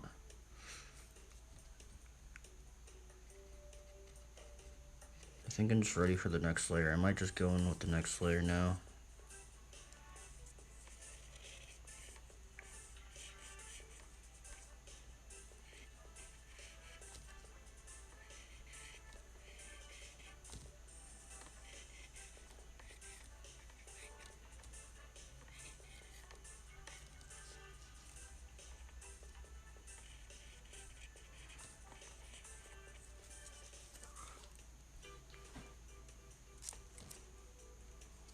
I'll just keep drawing this thing out.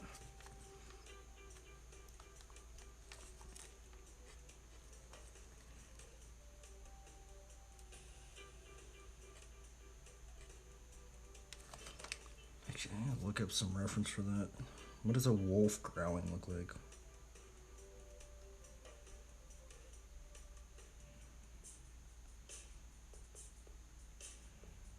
Oh wow, I totally got that wrong. They're like, oh my goodness, I got that so wrong.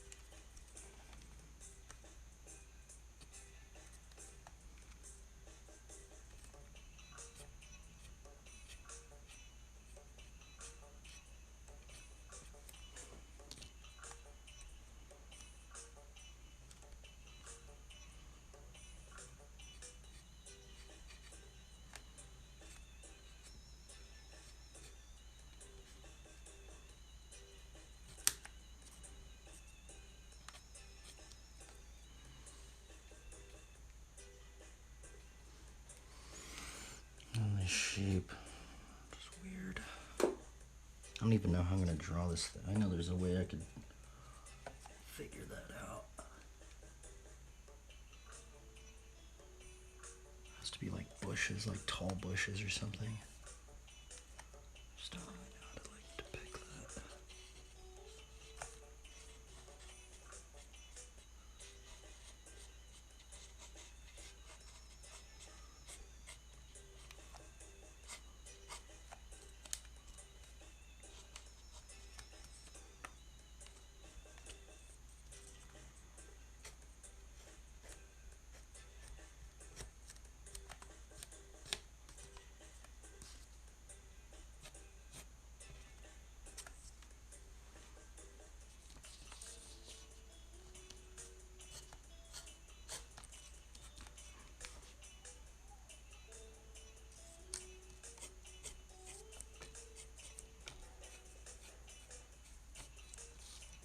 It'd be kind of cool having like these like circles in here.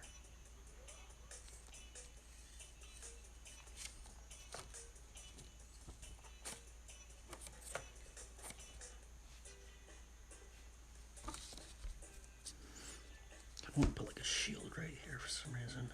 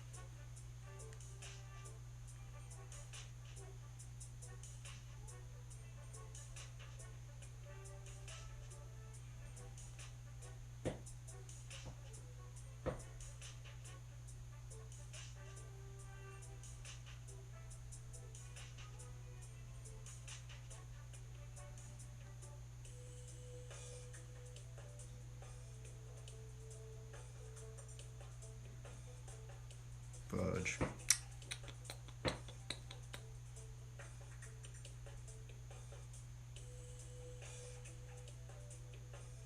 Oh man, it's almost 7 already. It is already 7. How long have I been streaming for? Let's see here. I think I'm just calling it a day right now. Yeah, I kind of started late today, so. I started late today. I guess we did get something kind of done today. I guess tomorrow maybe we'll just see if we could just keep layering it up or just keep experimenting.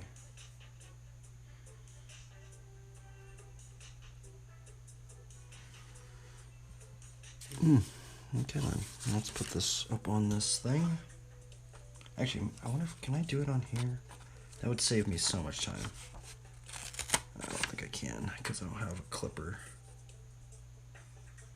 Let's see here. That would save me a lot of time. I actually need to be more efficient with that. I think I might be able to use this clipper right here.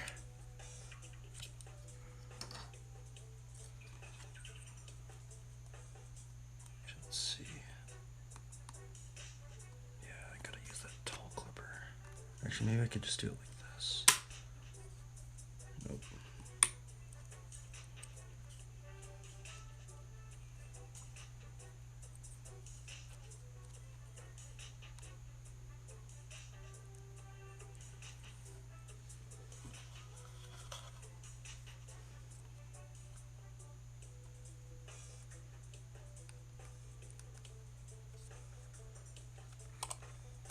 Oh yeah, that's gonna save me so much time. I think I have. Where are those other clips at, man? Where the fuck should they go? I thought I had some different size ones.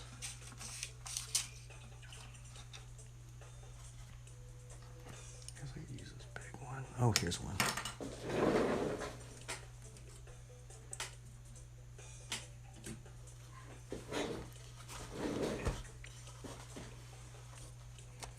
These ones work? Let's see here. Just barely.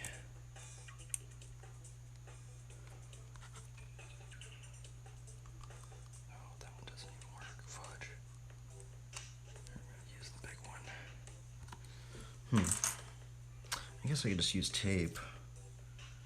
Just use tape. I guess that's quicker. That's actually probably the quickest way to do it.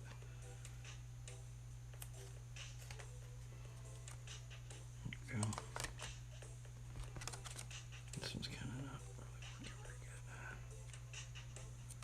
There